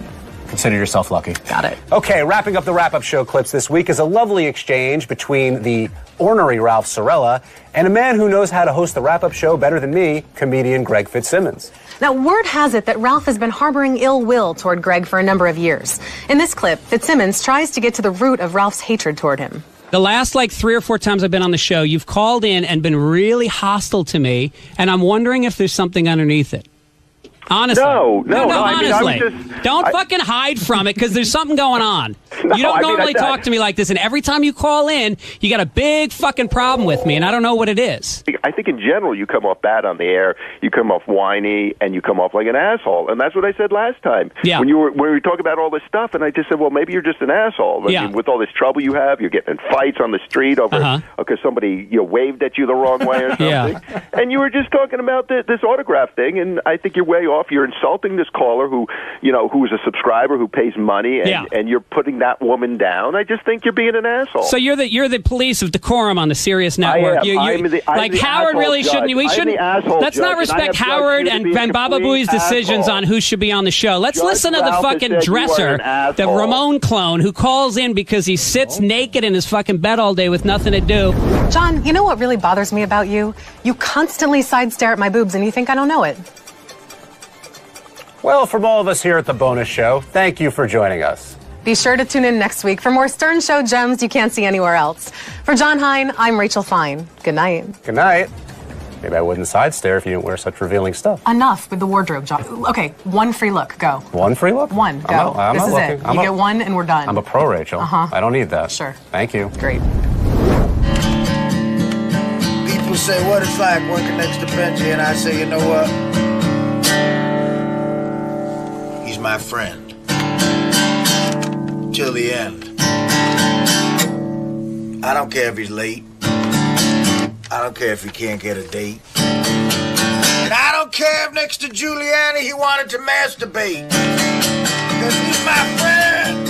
I like Benji. It's not popular around here, but I like Benji. He's my friend till the end. And I work next to him and a guy named Fred.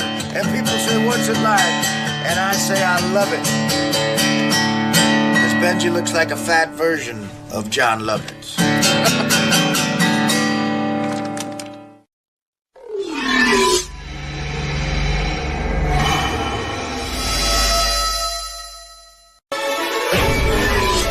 This is a Howard TV original production.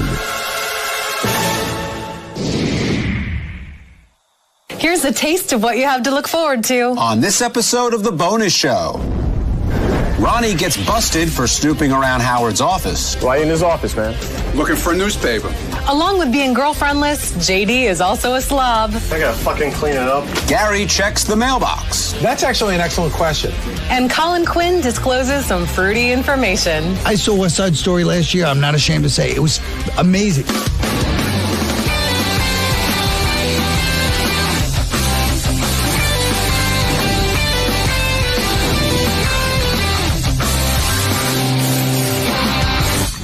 Hello, Stern fans, and welcome to The Bonus Show, a weekly update of all the great behind-the-scenes moments you can't see anywhere else. I'm John Hein. And I'm Rachel Fine.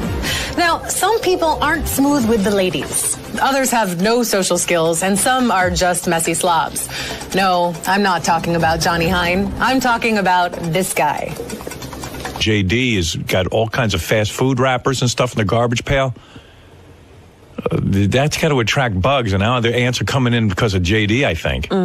That's my theory. This is what I had for dinner last night. It's an empty soda and McDonald's. But you know what? Maybe I'll just go. Should I just throw it out in the kitchen trash can? Yeah, like he was. You could open the door, asshole. So, JD. Yes. Does it typically smell in your room? Huh? Does it typically smell from all the fast food stuff? I don't think so. Garbage? No. Have you noticed any bugs in the area? Not like a lot, no. Does it look like a bug could live in here? I gotta fucking clean it up. Damn it. Way back when, before Seth MacFarlane was Seth MacFarlane, he was being pitched to be a guest on the show. That's right. And some of the staffers loved him so much that they would have done anything for Howard to have him on the show. Anything. The Howard Stern Show Creative Meeting. We've been pitched this guy a bunch of times, the guy that created Family Guy, Seth MacFarlane. Right. That religious group that went after you went after him like 2 weeks ago, and his statement was, suck my dick, back to him. That was his press release to them. Wow. I'll suck his cock. I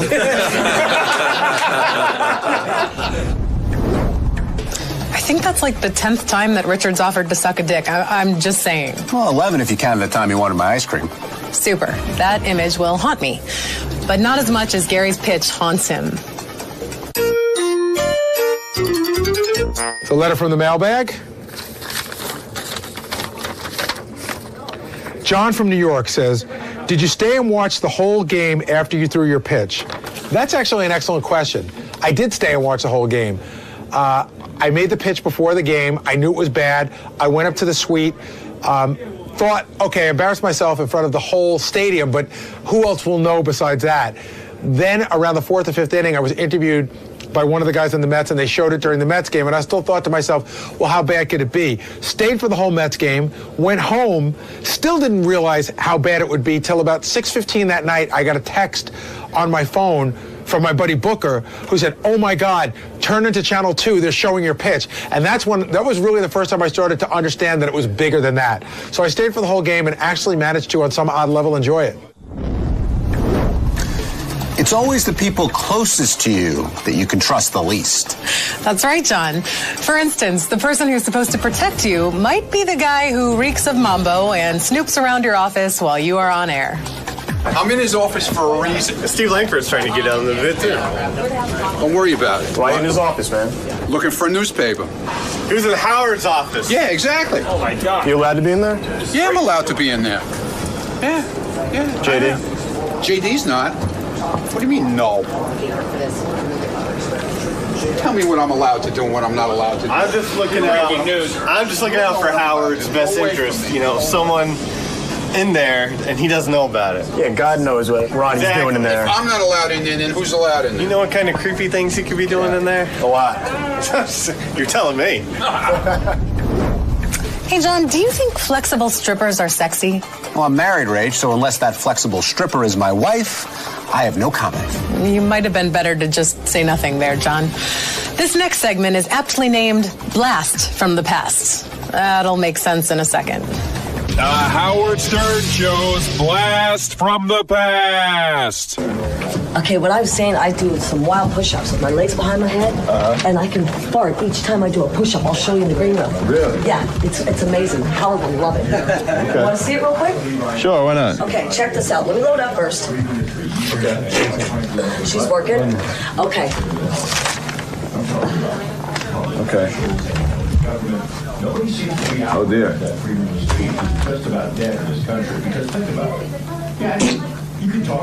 Whoa. But that's. I see. You understand what I'm saying? Yeah, I do. I thought of that last night, so I got to bring that up too because farts do have control. You know what I mean? So you think you could do that over, like if this guy was laying down, you could do it over his head? Yeah. All aboard! Dare I ask, all aboard what? All aboard the wrap-up train. Next stop, wrap-up show. All aboard!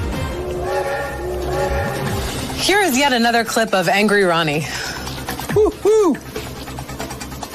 Uh-oh, Ronnie's here. Dude, you're an asshole. That's all I got to say. I got no time for you. But you're a moron because you won't even tell anybody what you do for a living. You're still a fucking asshole. You know what's so funny about you last week? He's gone. You kept calling, you know what's so funny about you, and this is really good. He left. When you were calling... He's gone. Kenny walked out. Ken, he's not listening. He walked out. Colin Quinn stopped by and proved that he's so secure in his masculinity that he can speak freely about his love of musical theater. Howard loves music. If Howard I saw West Side Story last year. I'm not ashamed to say it was amazing. What made it so amazing? I'm not going to say it. If I was going to, the dancing. Can I tell you something about that movie, by the way? But I swear to God, you should see it. What do you mean? I mean, I got to see Promises at the matinee. No, the dancing's like amazing. Like these guys are like, they look like gangsters because they're all like ripped now. You know, like nowadays, in the old days, nobody worked out when the movie came out. But they're just like jumping up and like, you know, it's like throwing kicks. It's really cool. So you're admiring the guys' bodies as they dance? The gentlemen were really well defined. And wrapping up the wrap-up show is a cute professional wrestling memory from Richard Christie's youth. How big of a wrestling fan were you? Oh, in the 80s, I was a huge fan. I used to go see it in Pittsburgh, Kansas. They'd have WWF, and I even pissed off Virgil, Ted DiBiase's bodyguard when I was a little kid. How did you get under Virgil's skin? Well, I used to go down with all the little kids would line up where the wrestlers walk in so you could pat the wrestlers on the shoulder. And I used to never trim my fingernails when I was a little kid. Like, they were huge. Like you trim them now. I'm filthy. Well, now I get manicures and pedicures, but that's another story. But so I went down and I tried to pat Virgil on the shoulder, and I accidentally cut him with my fingernail. And he stops on his way to the ring, points in my face. He goes, "You little fucking piece of shit, I had to beat your ass." And I was so shocked, and I was frightened as hell. And then he just walked away, and then every little kid gathered around me and started patting me on the back. They were like, "That was the greatest thing ever. You pissed off Virgil." My takeaway from that is sheer befuddlement. Richard rarely showers, but he gets mani-pedis regularly. It's interesting. And my takeaway is the fact that there was a wrestler named Virgin. That's cool. His name is Virgil, John. Then that's not as cool, and I have no takeaway. Hopefully the viewers will have some takeaways from this episode. For John Hine, I'm Rachel Fine. See ya. Virgil isn't that tough of a name. It's like Francis. It's like a Greek god, like a Virgil. He's a tough guy.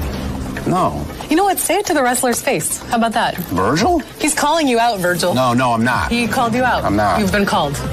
Take on Bob Backlund, though. I don't know who that is. Superstar Ken Patero. Virgil? Chief Jay Strongbow? Can you deal with him, please? He's the only person alive that still eats Big Newtons. Good line there, buddy. Now, if you just delivered like that on your date... Wow. Damn. Fucking stud Mc... Well, whatever. Yes! Fuck you, Steve. I love you, Jenny. Don't worry about the camera. All right, Chris, we're done.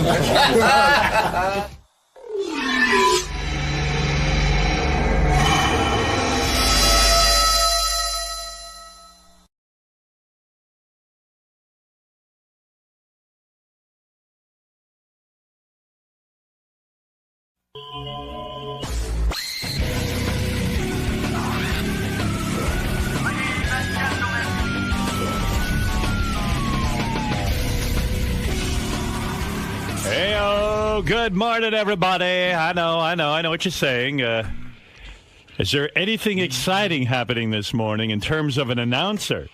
Well, listen to this. Listen to your announcer. I'm George Takei. See?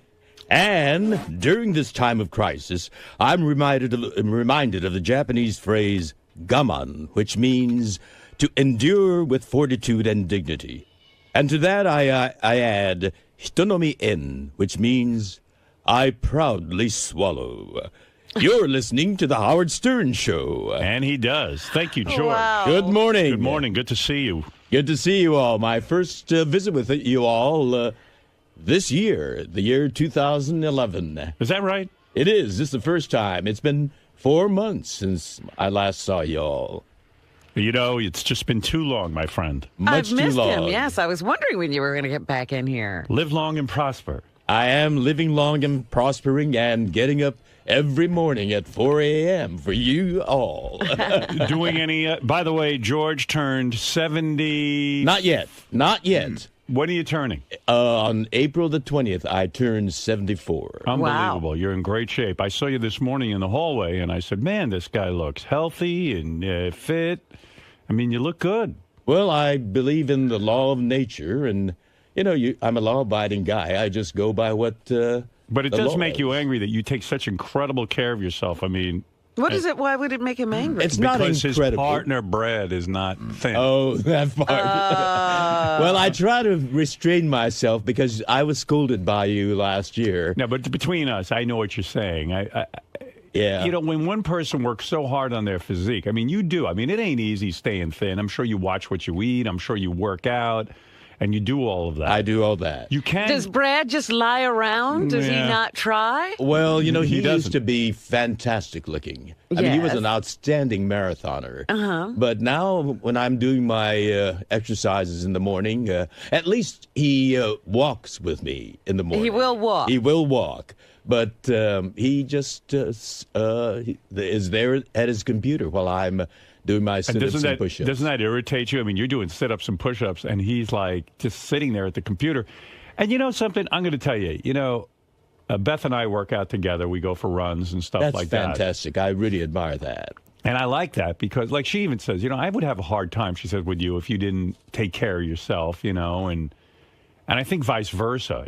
As much as I want to say it shouldn't be a big deal, but it is. I mean, you do want someone to be reasonably fit, right? Exactly. And it isn't really that hard. It becomes part of your daily routine, well, like what brushing happened? your teeth. Brad was a marathoner. Yep. And what happened? He one day just quit? He used to be a journalist, economics journalist, and that was a high-pressure job. And he smoked back then, too. Oh. And, so he had all his bad habits from the journalistic world. And it eventually caught up with him. He became my manager, and he didn't have to have those pressures. So when you guys are naked and you see him, he's pudgy, and you want to see him ripped. Exactly. At least thin. I use a lot of imagination when I went. Do you turn off the lights? Do you put the lights down low? No, because I'm a visual as well as tactile guy. Yeah, but do you ever go like, you know what, okay, Brad's a heavy guy, so what I'll do is I'll turn the lights down low, or maybe what I could do is just stare at a certain part of him so that I don't see how fat he is. Well, I try to, we wrestle, as you know. Right. Yes. And I search for the musculature. Did I say it right? Musculature? Yeah. When you say you search for the musculature, what does that involve? In other words, what do you do? I mean, what do you mean you search? Squeezing him real tight. To feel the muscles, to get through the fat to the muscle? Right. Oh, dear. Hey, poor you. Musculature. No, that's good exercise. How long did he stay good for? After, like, you were in a committed relationship with him? We were together for about, it's gradual, but I noticed it's getting a little bit pudgier after about 10 years. After 10 years. That's usually, that's when it happens. And how long have they been together now? Oh. We've been together. We're 24 years now. Next year will be our silver anniversary. Wow. Very nice. Very nice. Well, would you... I know at this point in your life, I guess you couldn't imagine, but do you think you'd ever leave Brad because he's so out of shape? No. Do you think you're ever tempted to cheat? I've been tempted many times. Right. But, when you really love someone, you think of hurting him. Yeah, and don't you think that, like, I bet you when you go to, like, a Star Trek convention or something, and there's just some, good-looking gay dude there, I bet you, like, in a way, they would love to get you in bed because, you're the prize over at those Star Trek conventions. Is that where you mostly get? Trophy star. Is that where you get, is that where you get proposition mostly on those cruises? No, not just there. There are and these guys innuendos handed to me and these guys are bars. Young. And these guys are young. They're young. Yeah. What is the line? What do they say? Hi, sugar tits. Oh, sugar tits. You are mine. You know what it is, though? I mean, they see you. You're an older guy. You're successful. They're looking for a sugar daddy. And you're in good shape. Well, that's always in the back of my mind, the sugar daddy part. Well, like I always say, there's nothing sadder than an old queen. Exactly. But, you don't play that part of old queen. I mean, you're spry, you know what I mean? These guys could get into it. But I want to know, like, what are the innuendos? What is the little thing they drop? A load. Tactile little things, Like they touch you. Yes. And, the juices start happening. A lingering hand. The electricity flows. What are you doing in these bars alone anyway? No, we're together there. Right. But, some of these guys are pretty... forward.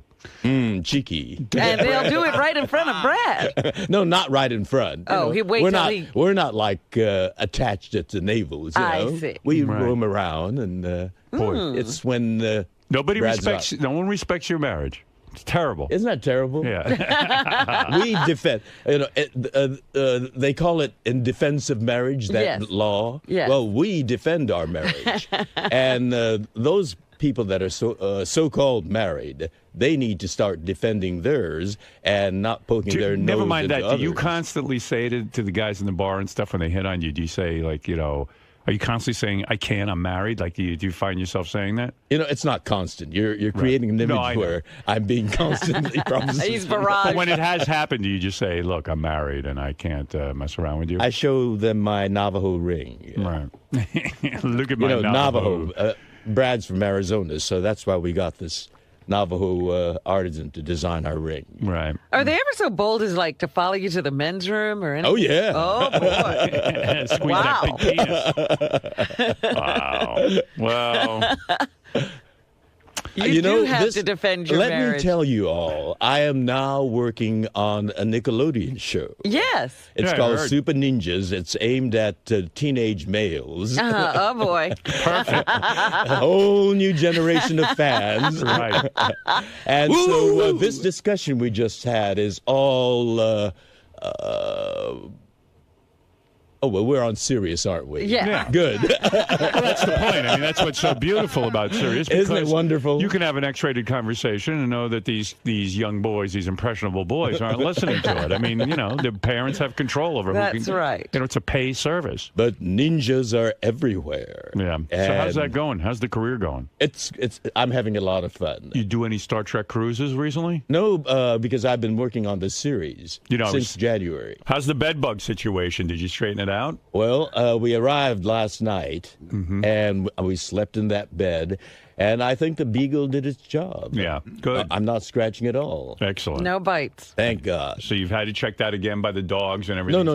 Not. We haven't had it checked out. I just am not scratching. Good. Okay. So that's good. Maybe you killed a full of bed bugs.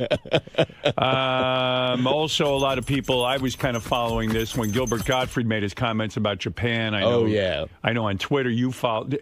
Are you actually tweeting yourself, or is someone helping you with it? I mean, I know they're your thoughts, but do you actually physically take the phone and start to tweet? No. I stockpile a lot of them. The timely, topical ones I do immediately. I have a feeling, now this is just my feeling from reading you, I think Brad is doing some of the tweeting.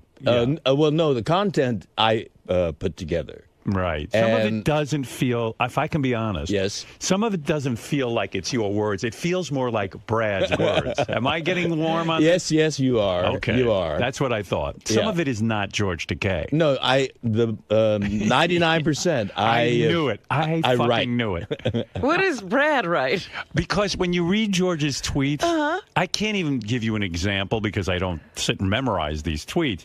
But sometimes I just know it's not George. Okay. I just What know. is it that you smell? I smell Brad and his balls. I mean, I smell Brad, and I knew You have good nostrils, I must say. I wasn't the only one to point this out. Other people really? have said to me, "We think some of these comments are Brad's comments, not George's." But I mean, because we know you. We know you from being on the show now, and we can smell out a rat, so to speak. No, he's a mouse. I heard I was getting yelled at on Twitter. I didn't tweet all weekend. I kind of forgot about it, honestly. I just was busy and not doing my thing. But I'll tell you, I don't know if you get this, George, but then when I go on there, I say, okay, well, since I haven't been on in a while, I'll tweet 5 or 6 or 7 things. Yeah, right. And I get yelled at for tweeting too much. I got yelled at yesterday, yeah. Stockpile them and dole them out in little dribs and drabs so that there's some consistency. Yeah, but I actually just go on and spontaneously. I'll answer the fans' questions and things like that because I think it's kind of fun. But as soon as I do 7 in a row or 6 in a row, I begin to get yelled at. Don't do them all in a row. I see. Why is that? Well, that way you cover more span of time. But people want. I don't understand. But it's also immediate, and it's a conversation that way. Yeah, there are topical ones that you have to do immediately. Like when the series of calamities happened in Japan. You want to keep on top of that. So were you mad at Gilbert for all his Japanese they seem we all know Gilbert, don't we? Yeah. I mean, that's a shtick, and that's Gilbert. Right. And I thought it was ludicrous that he got fired from his job with Affleck, considering the fact that when they hired him, he's been doing all that shit all along. But you know what? Affleck, a good percentage of Affleck 75% of their business is in Japan. But they hired this guy knowing he's a lunatic, and that he does really filthy material. I mean, ridiculous. He uses the N-word. With the Jews. He's always offensive. That's his shtick, right? So, and all of a sudden to say, well, over the Japanese tsunami and earthquake, we'll fire this one guy. thing, I keep hearing tsunami, but do you see it printed? There's a T in front. Tsunami. It drives me up the wall. You every want time us to I say hear it. tsunami? Well, that's the word. Yeah, let's hear you and say there are some journalists that are saying crazy? tsunami. Yeah. Tsunami. That's the way it's supposed to be. Let me hear you say it. Say it again. Tsunami. Tsunami. Yeah, there's a T Tsunami. there. And I keep hearing Is that the journalists tragedy for you that people are not saying tsunami? Well, that's a minor one, sure. but it drives me up the wall when I hear tsunami. Hey, by the way, I do want to wish Richard Christie a happy birthday. It was his birthday on Friday. Oh, happy birthday. I heard, were you invited to Richard Christie's wedding? We have been. Are you going? We are going to be able to because we're doing a workshop of allegiance at exactly that time. So it worked out wonderfully. Someone told me Richard was going to ask you to marry him. Oh, did you hear that? No. Yeah, that's what I heard. To officiate? That was the buzz that I heard around here. I have not heard that buzz. Yeah. Would you do that? No. I'd be happy to if... You're not ordained, right? You'd have to go out I'm a Buddhist. If he wants a Buddhist ceremony. Richard, why do you have to bother George with... I notice a lot of people... I hadn't heard this. I got to tell you something. A lot of people around here bother the guests. Like, I heard a rumor that George was nudged by Steve Langford that his daughter is going to interview George for a school project. Oh, she did. Well, I love Steve. Don't get me wrong, but around here, can we just leave the fucking guests alone? I mean, honestly, George isn't going to be able to say no because he thinks it's going to affect his relationship with me. But it's I don't feel like I'm a guest. I feel like I'm a member of the family. Well, you are a guest. I hate to tell you, you're not a member of the family. I'm shattered. Absolutely shattered. You can't be a member of the family. No, but I mean, I feel so isolated now. No, I just don't want the guests being nudged. I mean, I think it's really sweet that Steve Langford's daughter has a school project. But you want to know something? George isn't here for that, and he's not going to say no because Steve spent a week with George going back to his old haunts and doing a whole special with him. Right. So George feels not like... my old haunts. Well, we were imprisoned there. Well, that's a haunt. That's haunting. Yeah, they went. They did a whole Japanese internment special and all of that. No, they're not Japanese internment camps. They're U.S. internment camps for Japanese Americans. Well, you know what I'm trying to get when you say Japanese internment camp, you'd think the nation of Japan. George, what I'm trying to say is, Steve did this whole special with you and spent a week with you, and what happens is on what fucking basis would Steve Langford bother this man? Well, many journalists asked me to do that. I don't care. The guys who work for me should not. No, he's not talking about you doing the special. I'm talking about the daughter bothering. Oh. Listen, you're a sweet man. I do that for a lot of people. No, I know you do, but you don't have to do that here. Right, and I don't want you bothered and asked. Listen, I've got 3 daughters. I don't ask George Takei or any guest to sit there and do an interview with my daughters. My daughters are grown women now. But they went to school and they had projects. I would feel as if I was putting someone out. Sometimes I think just having George get up and doing our show is putting him out. So I would not ever think about doing this to this human being. And I don't know why people... Like, Steve doesn't know... They have gone out to dinner, from what I understand. I don't care.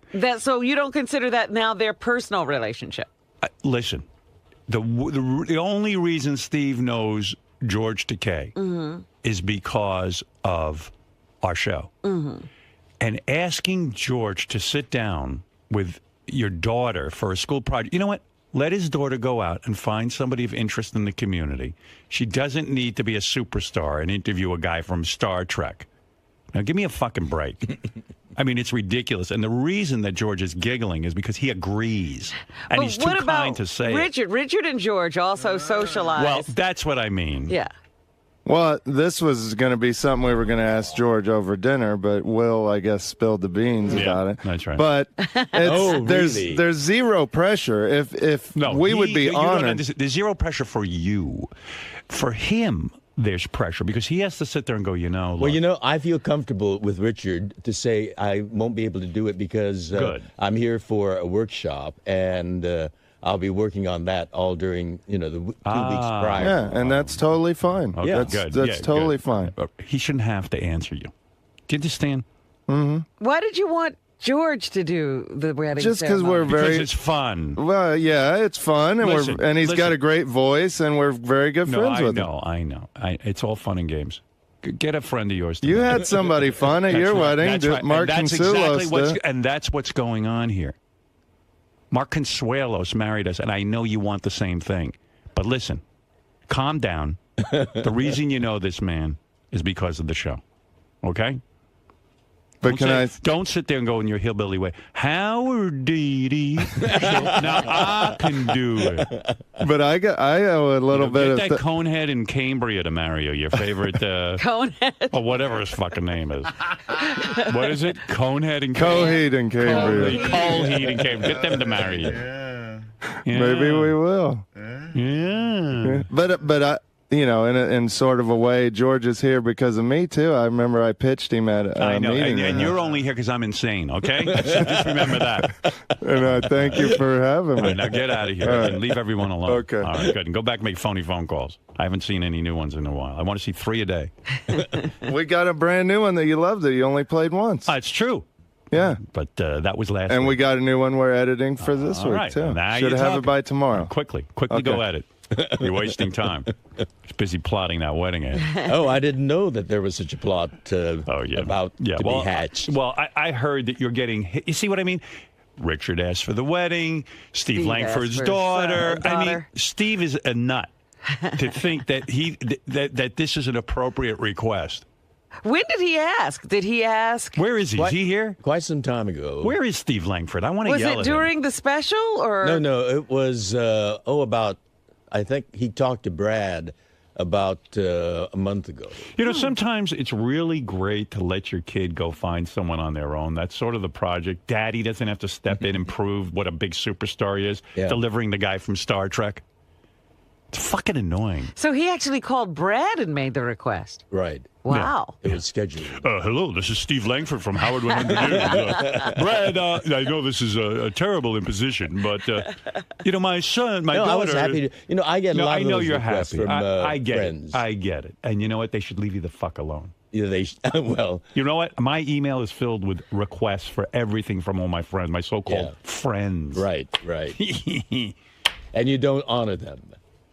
A lot of them I don't. Yeah. I don't even respond. I can't respond to all I get the a lot of requests. those, from total strangers over the internet.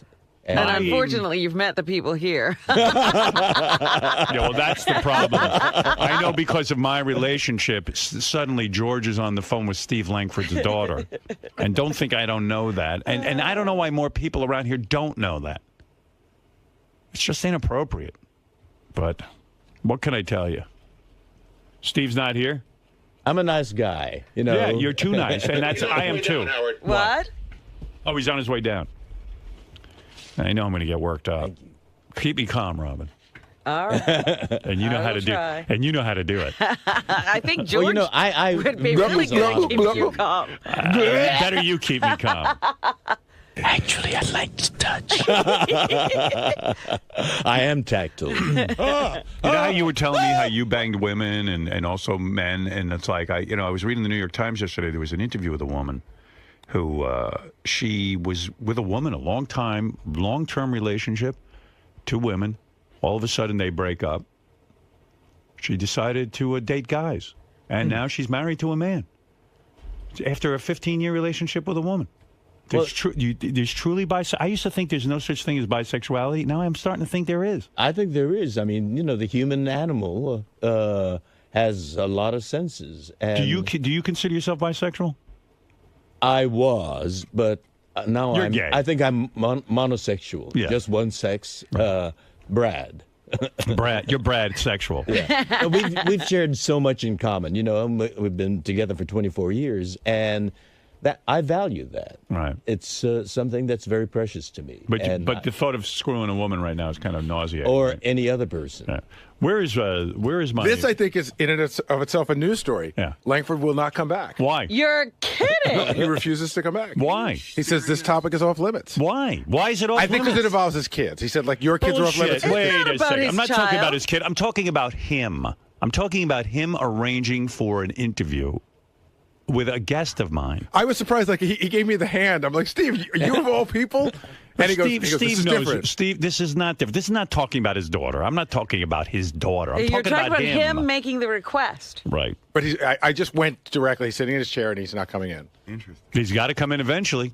Because you got to do the news. Yeah, send him in for headlines. And George is here all week, so even if he's not coming in But you see, today. that logic, hiding behind the fact that he did it for his daughter and then saying, I'm not going to talk about my daughter, where I'm not talking about his daughter, is ludicrous. He's hiding because he doesn't want to hear my opinion on this. If he wants to be mature about it. He did say point well taken. That's what he told me. Oh, he did. Okay, so he gets it. I think. Yeah, but wouldn't it be better to hear him say point well taken? Yes. Yes. He can't come in and do that. Point well taken.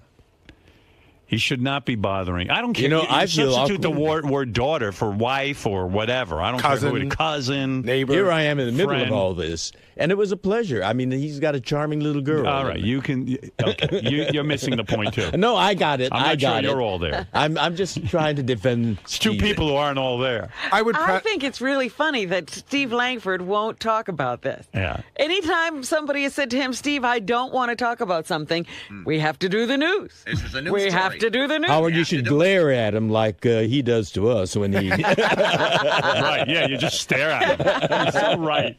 Howard, he'll be in a half an hour to do the news. Did you? I know, and that's what I'll ask him about. I will confront him. Don't ask, just glare. Glare.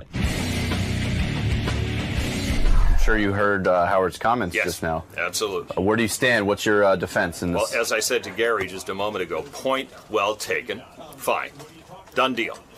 However, discussing people's daughters, young daughters, on the air, I don't think so. But I don't think the issue is more so about your daughter or young daughter as Well, it is. that's what got raised. Well, I think it's the That's not subject of asking George What's a good favor. for the goose is good for the gander. But it's just the concept of asking George a favor, I think Howard was more Absolutely. pointing to. Point well taken.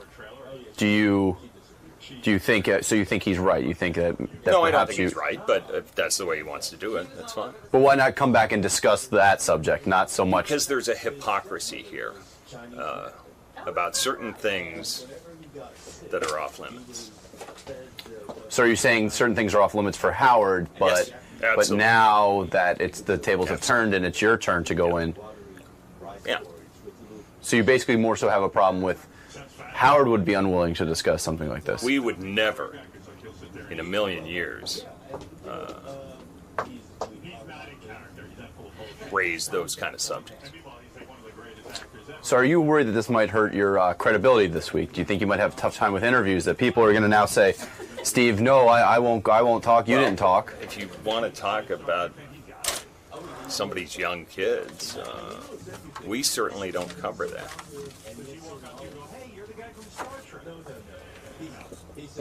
Okay, sir. I see you are unwavering on your stance. No, listen, that's the way he wants to do it. It's fine. I understand. Absolutely. But the same rules apply to you as well. Level playing field.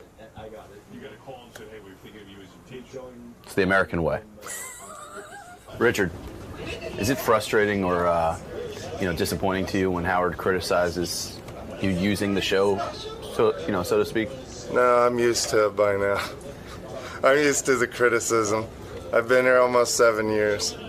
It goes with the territory. So why did you still decide to ask George, or why are you still planning? Well, we weren't even for sure that's just somebody we had in mind that'd be, a great person to do it, because we're not doing a religious wedding, and we probably just have one of our friends do it. So I guess next in line will be Lisa or Greg Carmel, the cameraman. I'm excellent. I'm actually ordained online. So I am too. I'm a Dudist priest. I'm ordained at the Church of Lebowski, and I can actually marry people. So Sal and I are available to marry people now. You abide? The dude abides. We'll abide your wedding. Good luck with that. Thank you, Rick. Thank you. All right. Any apprehension from your part in seeing, one of your best buddies get married?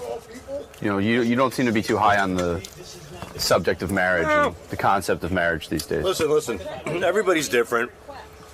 It's all peaks and valleys. That's the way marriage works. He's getting married. Right now, he's in that mode of peaches and cream. Everything's going to be fantastic. And you know what? I hope it stays that way for the rest of his life. But do you see your friend headed towards a multi-car pileup right now? Listen, if somebody's going to jump, you can only get so many cops to say don't do it. They're going to jump. That's it. I just hope that when he lands, it's going to be on something nice, soft, and cuddly for the rest of his life. I'm very happy for him, and I think Kristen's a phenomenal girl. So, and to me, Richard's already married. He's married to me. He's my wife. He's the wife I always wanted. So, I look at his marriage almost like as a roommate, and I'm the real husband, and he's my real wife. She's just going to keep him warm at night. That's it. As long as she makes him happy, and I know she will, because she's a great girl, and he'll make her happy. You just know that every morning around 5 he returns to you. Absolutely. He gets all cleaned up, relieved, whatever he needs to do is done, and he comes to me fresh, squeaky clean, and ready to roll. Smelling like a rose. Dipped in dog shit. I tried on April Fool's, Robin. You thwarted me. But I tried on April Fool's to start an April Fool's joke where I was replacing Charlie Sheen on 2.5 Men. It lasted all of 10 seconds. As Robin goes, oh, this is April Fool's. Fred should have told. Fred said to me over the weekend, he said, it would have been better if you had like Steve Langford come in and report that he heard a rumor about it. Right, and then I could have been somewhat coy. Thrown everybody off track. Meanwhile, how good an idea is that? I'd be terrific. If I do say so myself. I'm not taking over. The thing is, people can't believe it because you're so needed here. Yeah, believe me, I got news for you. I ain't doing anything. I do this show and I do Howard TV. God bless, and that's that. Well, that's why I said it was a joke. Yeah, people know that. I told Robin I read a script that was pretty good, and they offered me this movie role, and I like doing that. Oh, you should have. No, I'm not going to do it.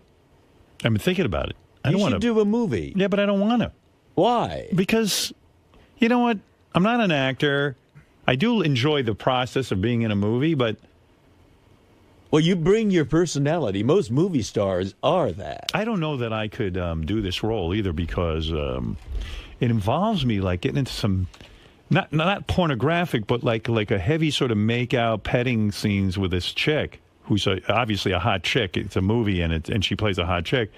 And I'm just wondering, I think Beth would freak the fuck out. Did you discuss it with her at all? Yeah, I discussed it with her. She goes, all right. What'd she say? She goes, I know what I got to do. That was that. I mean, I said, but honey, it's You're a movie. acting. You're acting. She knows me. I ain't no actor. There's no acting when you're kissing somebody. That's she a real knows kiss. me. When I kiss, well, I got news for you. I don't know about. I mean, I don't know what in some of your movies. I don't know if you did anything romantic. Did you ever do a romantic scene in a movie? I've kissed on screen. Yes. Yeah, but those were girls. Do you ever kiss a dude in a movie? And I'll bet you really get excited? I bet you if I were given that opportunity, I'd do it, and Brad would probably understand. And yeah, he might understand, but you get a boner, you probably end up in the dressing room with this guy blowing you. No, I wouldn't do that. Bullshit. I would not do that. You know what? Sometimes things happen. I am an actor. Yeah. I can create the illusion. George, you've never actually had this happen to you. That's right. So how do you really know All how I know you would is react? on Private Parts, I did a couple of scenes with Mary McCormick where there was no kissing involved in the script, no making out, no feeling up. I made out with her and felt her up anyway. Every time? Every time. And you can see the surprise on her face. On screen. Yeah, you could see the look. You're an actor. You were acting. I was like, fuck that. I got a chance here to do something with a hot chick. Why not? Why shouldn't I do it? Absolutely. And I popped a real boner when I was in the bathtub with that naked girl, Melanie Good. Yeah. I popped an actual fucking boner. Of course you would. Yeah. So what am I going to tell you? I was all worked up. But so if he'd been kissing her, but your soul and he was wasn't in his there. underwear. Well, my soul was there. Let me tell you something. I'm going to tell you something. I'm an actor, but my penis is an actor. Your penis is a real. My penis is for real. My penis don't know I'm acting. No, I better left not doing it. You want to know something? The truth? I love that woman so much that I could do the movie and not think twice about it. But I don't know. She would probably freak out because you know what? I got news for you. If she took on a role something where she's making out with some dude, it would bother the shit out of me. And you're not just kissing them once. Right. There's take after take and setups and reshoots. And that's why it's not sexy. Please. You know what? On tomorrow's with show, about 30 people watching you. Tomorrow's show, I'm bringing in this guy. He's 25 years old. Yeah. He's going to do a love scene with you. You're both going to have your shirts off. Bed. It's a script. I'm going to give you the script. You'll read it. And then it'll cause for you both to take off your shirts. He's very muscular, this guy I have in mind for the part. And you're going to rub each other's chests and make out. I will tell Brad tonight, right. And I will tell him I'm acting, and it will not be consummated. Yes. I am going to be acting, and yes, all right, bring it on. Bring him on. Dick off. Anyway, it's going to be a great movie. It's George. It starts out. George is in an internment camp, but it's like Animal House. It's a fun internment camp, like Hogan's Heroes kind of thing. Well, they're breaking out. It's like that. Yeah, it's going to be fun. It's World War II. Break out together. George is in Arizona. The guards love him, and one of the guards falls in love with George. And it's hot there, so we take our shirts off. That's right. It's sweaty. And then you have to wrestle. You know what we have to do? We have to put a meter on George to see if he's acting or if this is real. Well, as Howard said, I can be acting, but there's certain anatomical things that don't know that. And Brad will tell you he's acting when he's on the phone to his attorney. So Charlie Can I bring I was going to say Artie, Brad here? Yes. And have him be witness to it? That's right. I want him to watch. Oh, my goodness.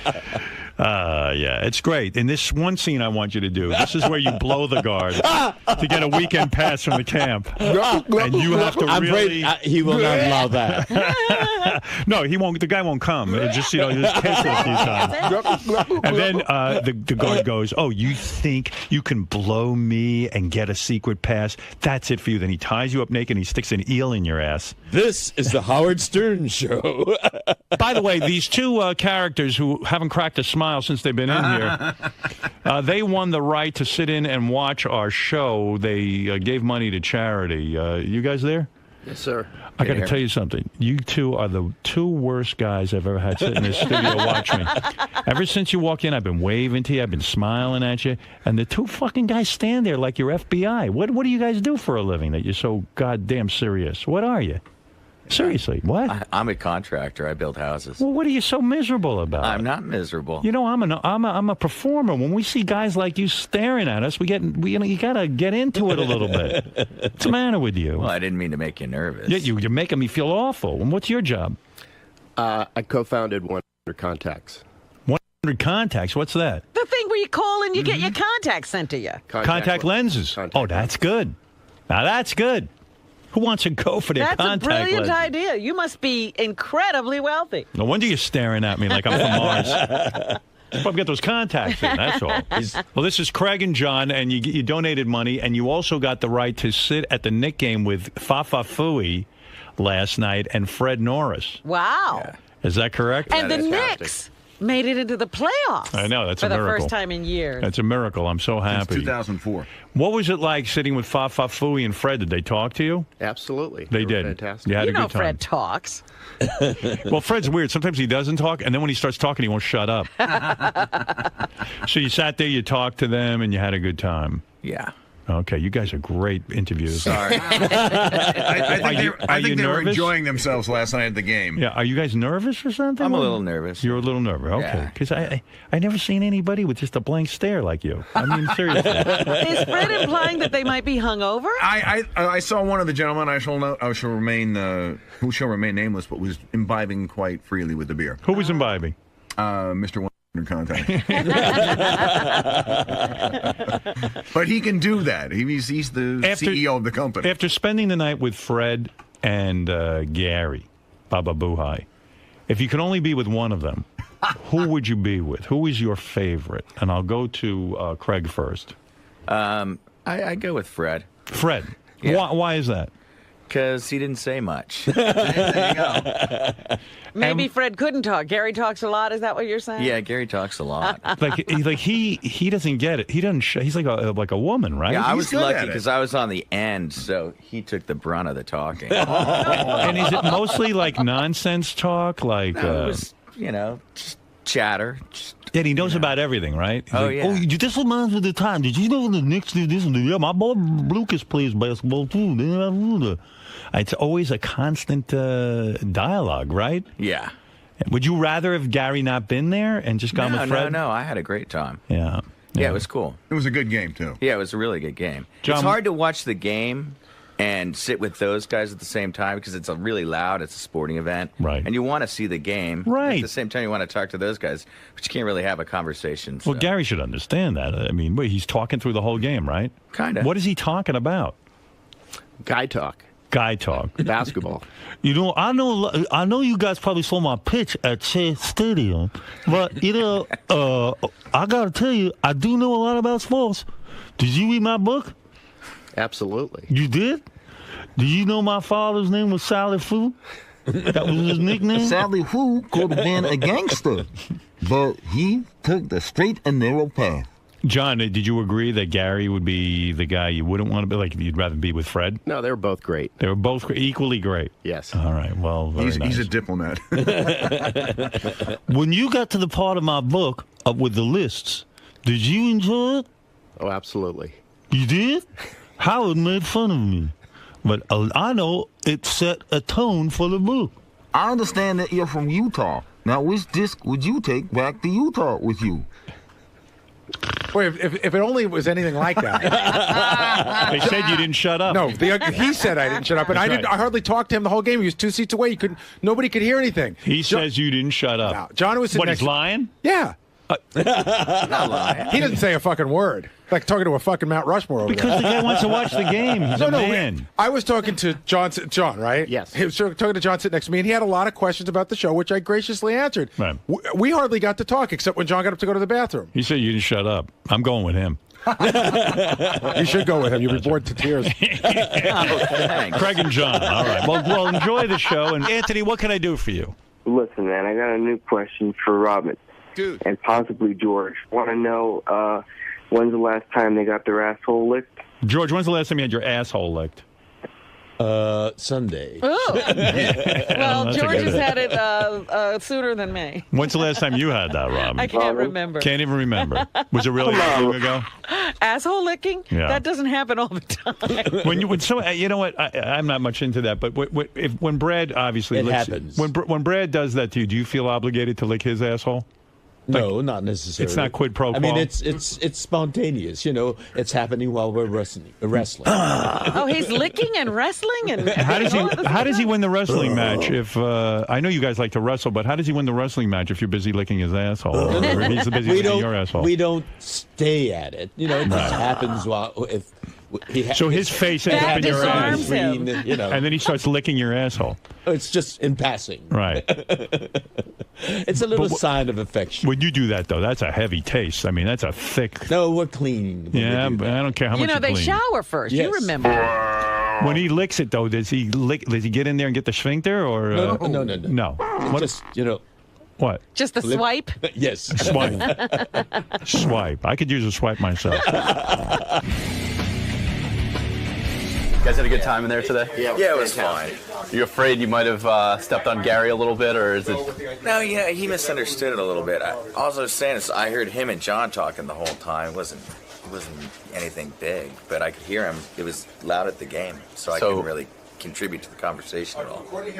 But you don't feel slighted or that Gary was talking John's ear off and not yours? No, not at all. It's John's gig. He sat next to Gary. I was on the other end. So you expected to be sort of on the periphery? Yeah, I was on the peripheral, you know. Exactly. Yeah, so. Now, did you guys envision talking with Howard on the air today, or were you expecting a more laid-back sit-in? Well, typically when people come in for charity things, he talks to them a little bit, so I expected it. You knew what to anticipate for this? Yes. Worth the auction, though? Worth everything, every penny and all that? Yeah, no, it's fantastic. It was a great experience. Yeah, it's fun. We've been listening for so long that it's fantastic to meet everybody and see what happens up here. I was going to ask you, how does it measure up to what you listen to actually see it in front of you for your own eyes? Well, you just get a little better feel for how the show is run. It was a great experience. Pretty surreal. And all the Sibian things here. Yeah, I mean, you're right here by all the attachments. That's pretty cool. You can see some of the greatest rides that have happened. The OJ mask, Beetlejuice. It's all of the staples. It's great to see it finally. Cool. Well, thanks for stopping by, guys. Thank you. Now I guess it's time to face Gary in the wrap-up show. Oh, yeah. It's just a misunderstanding, right? As most things are around here. You feel punched in the face by the way these guys are? I think everybody, when they get in there, they want to be a jokester. I think he's just saying whatever he could say to get a rise out of Howard. You know, he wasn't sitting next to me, and it was very loud, so it was difficult to speak at all. So I mostly spoke to John, and Fred hardly spoke to either one of them because that guy, Craig, was so far, he was 4 seats away. And, it's a weird thing when you go to something like this because it's a balance. Like, I could have not spoken to them at all, and they could have come in this morning and go, we paid $27,000 and Gary fucking ignored us. So I felt a little bit of an obligation to chat a little bit because they paid money to hang out with us. Plus, they're asking you questions about the show. Well, John was asking me a lot of questions about the show. That guy Craig, he didn't really seem to know as much about the show. He's more of I think he came as a friend, so I don't think he's as big a fan. But at the same time, you want to watch the game. You want to let them watch the game. So it's you're saying. I don't think listen. There's a lot of downtimes, a lot of timeouts. I don't think I was interrupting during the game, and like I said, I didn't talk to him much at all because I didn't really have a clear shot at him. So when John got up to go to the bathroom twice. Again, I talked to him because it was weird. I felt like if I talked to Fred, like I was turning my back on the guy who paid money to be there. Listen, he could have come in, no matter what I did last night, he could have come in with an angle on it. You feel they feel the need to shtick it up in front of Howard. You know what? I got great seats to sit at that game. I had a good time with Fred. I had a good time with the guys, and that's it.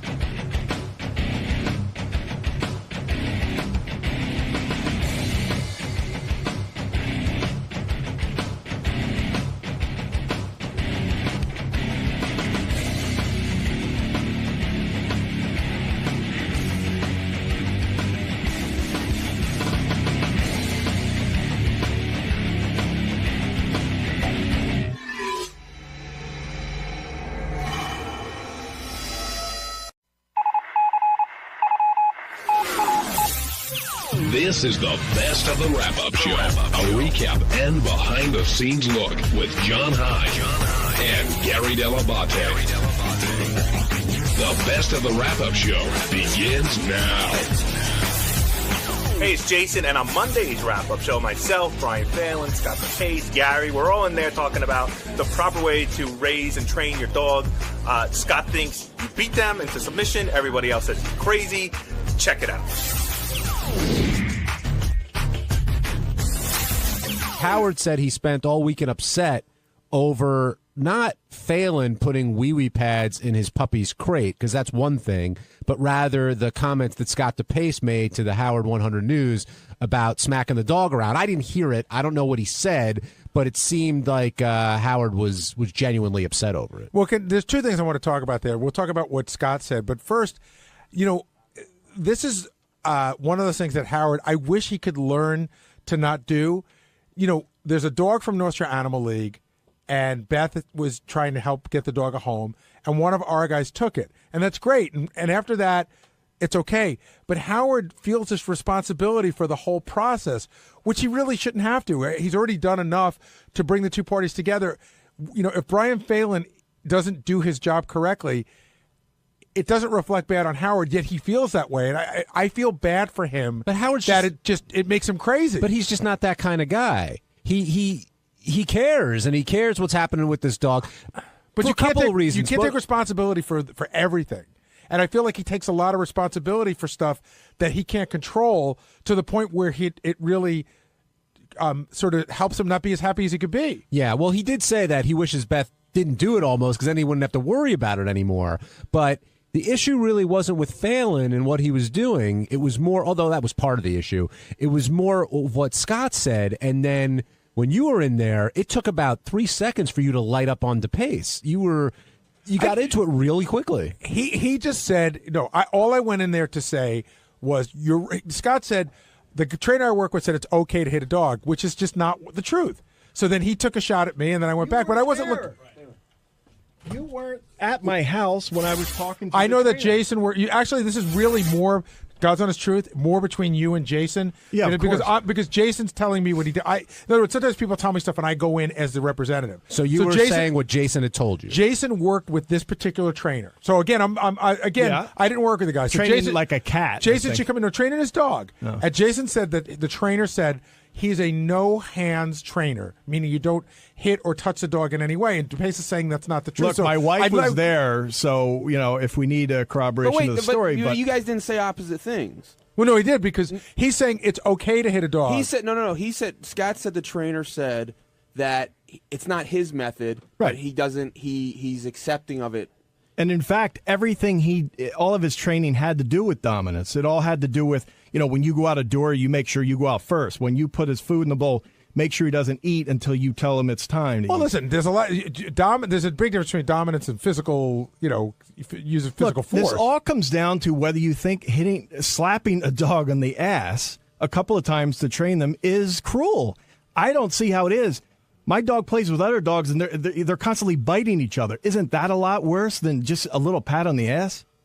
I don't know. I'm not going to get into it. We got to ask it's not my fight for me and you, so I'm not going to get into it. Scott, they're dogs. They don't know about patting on the ass. Well, I'm just saying, if it's about pain, then yes, you just said it. They're dogs. So I think they can handle the little bit of pain that they're actually getting. I don't think they're getting any. Why do you think they can handle it? Like, what gives you that idea? Well, I'm just saying their threshold must be pretty high. Whenever the dog bites me, I want to just jump out a window. It hurts. So they're biting each other. That must be okay. No, my point is that the dogs don't know any better. They don't think, well, if I hit you, exactly. So then why are you putting the human trait that it's cruel when I slap them on the ass? Because you're a human.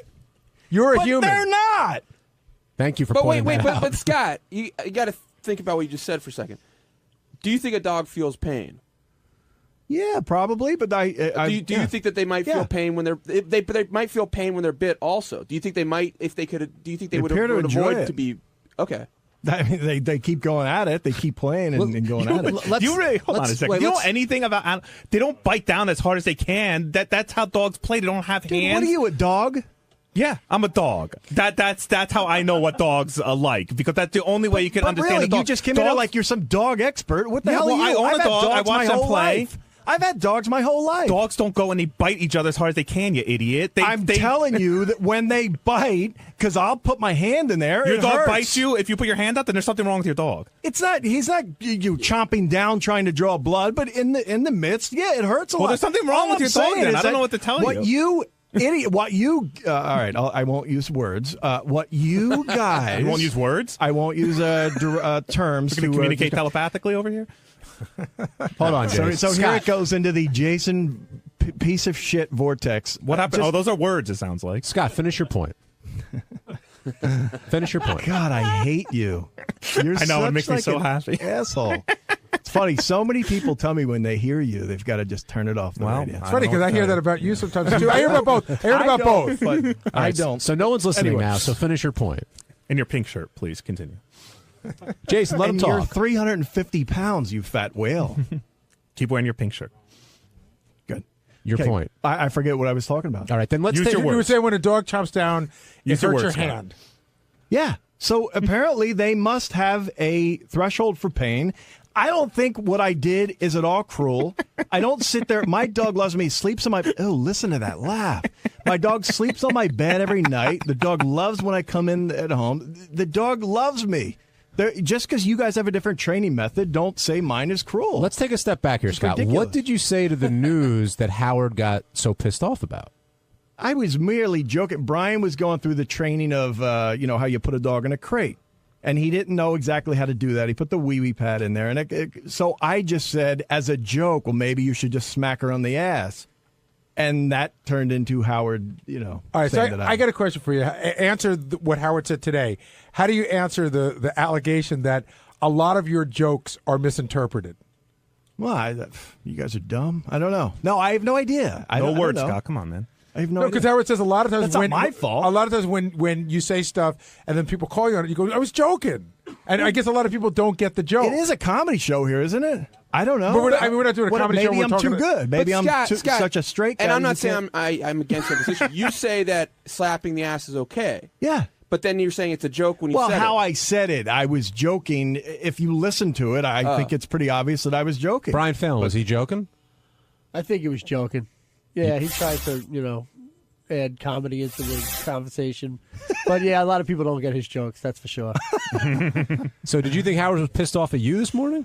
Yeah, he was yelling at me the other day. So he actually had Ronnie come in and yell at me, too. So I thought I was going to be in a lot of trouble. But then it turned and went on to Scott, which is great. What do you mean he had Ronnie come in to yell at you? Because he told me I didn't know what I was doing because I put the wee-wee pad in the crate, and you're not supposed to do that. That's where they sleep. And he goes, you don't know what you're doing. I got to get you a trainer, blah, blah, blah. I'll get you the number. And then he went outside and saw Ronnie. He's like, Ronnie, he doesn't know what he's doing. Go in there and yelling at him. Tell him what to do. So then Ronnie came in and started yelling at me like I didn't know what I was going, Like I have 3 kids and I had a dog before. I know how to train something, So I just took it everyone's as, got their own way. I don't understand this. I was expecting more, but, it deflected to Scott. So you just disagree with Howard's method? Yeah, and Howard on the air this morning tried to say that I'm the know-it-all. Well, who the hell is he then? Right? If he's saying my method's wrong, why? I never said that his method was wrong. It's to each their own. I would say he's a little bit more of a know-it-all, just in the sense that his wife spends a great deal of time with animals. Okay, maybe recently, but I've had dogs my whole life. He didn't grow up with animals. I probably had 10 dogs. Just because you've had them your whole life doesn't mean that everything you're doing with them is correct. It just means you've had them. But there's a track record of success. I know how to get a dog to stop peeing in the house. Well, that's but how do you get that reaction? How do you get to getting a dog? Who cares? But that's what I think Howard's talking about. You can train a dog by taking him outside, or every time he pees, you can hit him over the nose with a newspaper. You're going to get the same result, but different ways. Yeah, and one of them I think Howard would disagree with. All right. To me, the dog is not hurt forever, and it's not barely even hurt at that moment. Then why wouldn't you, every time your kid pees in a diaper, why would you hit him over the face with a paper? Because my kid is a human, for one. But he's they not a hit dog. Their brothers. And I'm trying to, and I was never shown that to be an effective method. I think I'm sure your kid has a threshold for pain. I think there's a philosophy there. I think because I hear this with Will a lot too. Will grew up with a lot of animals, and his whole rap is, listen, I love dogs and stuff, but they're fucking dogs. And some people feel a different way about them, and I think there's a different philosophy there. So do you think Howard's method's wrong or just different? No, just different. I wouldn't have the patience to sit there and yell no for months until it finally worked. It doesn't take much. Jason, I'm sure. All of the training methods that I was trying, it was like, oh, you've got 2 hours of homework each day. I'm just not going to do it. Jason, did anything get lost in translation when Gary came in and sort of said what you had told him? No, to in Scott? fact, the guy, because I had watched the dog before Greg Cleva from Barkbusters came over, I had watched The Dog Whisperer. I still watch The Dog Whisperer. And The Dog Whisperer is a little bit hands-on. He doesn't hit the dog, but what he does is to simulate where the mom would nip the dog, like in the neck, to give him a little, he does a little poke in the neck, like, and touch them in the neck. Back of the neck. And it's not a hit very or anything. There. And I was talking to Greg about that, and I said, I was a little uneasy with that because I always heard you're not supposed to touch the dogs. And he said, no, I have a hand. He goes, I have no problem. It's not his method, and that he has a completely and utterly hands-off method of dealing with the dog. That was the opening line of our conversation about how to train a dog. And there's nothing inaccurate there. All I'm saying is what he said to me, I described what I had done, and he said there's nothing wrong with that either. It's just not my method. So, Were you surprised how Gary reacted to when you chimed in this morning? Yeah, he got very angry when I just brought out some facts that Gary has an electric fence. And to me, an electric fence is a little more harsh than slapping on the ass. A lot more harsh. My dog doesn't even wear an electric collar anymore. Well, but he certainly had to at one point. Yes, he did. So it's a pretty common. Listen, cruel. It's a common tactic, and I guarantee you, my tactic is more common than your electric fence. Well, why did they stop wearing? Why did they stop wearing? Because he just knows now. Yeah, but is it because got shocked enough? Would you do it again if you got a new dog? Would you? I think I would. You know what? I live in a neighborhood where there's a lot of cars that go by. I have a very, very active dog. You know what I mean? And I don't want him running into the street and getting run over by a car. I'll tell you, too. Would I you think put that's cool. an electric collar on Mary if she became a man? Sure. We just got new couches, and my wife didn't want the dog for once to be on the couch. And normally, Cookie the dog had always been on the couch. So suddenly we had to train her a new way. So she found these electric pads that give you a little shock.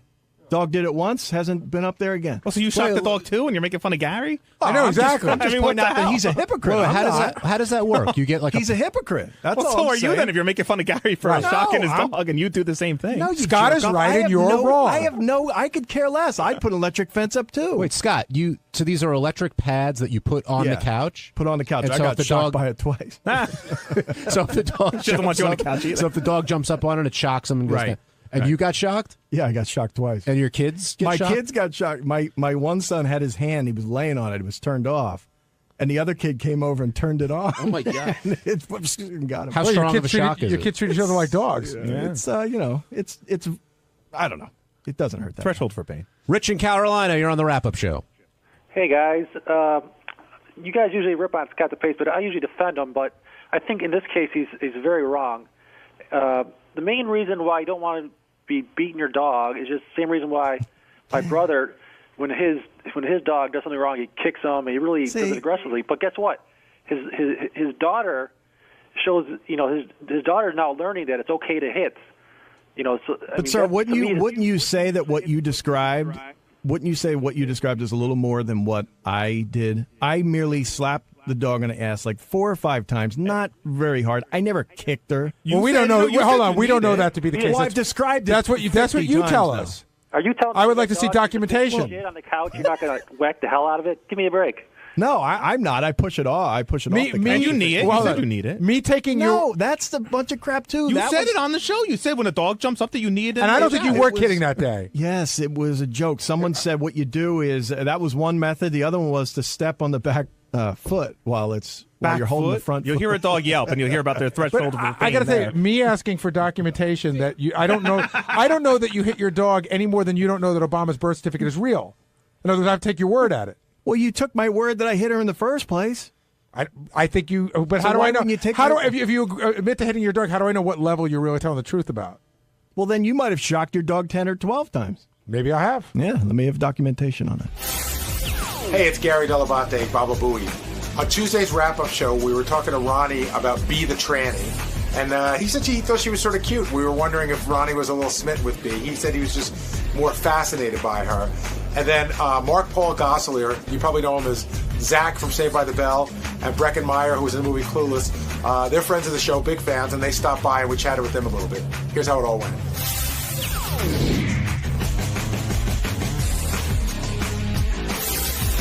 Ronnie's now here. We're talking about B, Ronnie, and you seem to have an interest in B today when you went in there.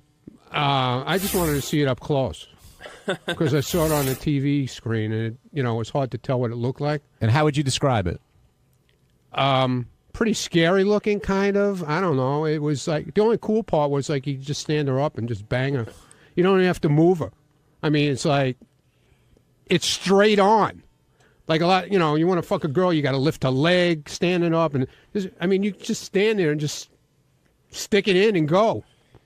It was kind of weird. It was kind of weird. Is it the beginning of a movement to move regular women's vaginas up taller? That'd be kind of cool. Yeah, that'd be cool. Yeah, you future woman. That's how you know what? But you know what?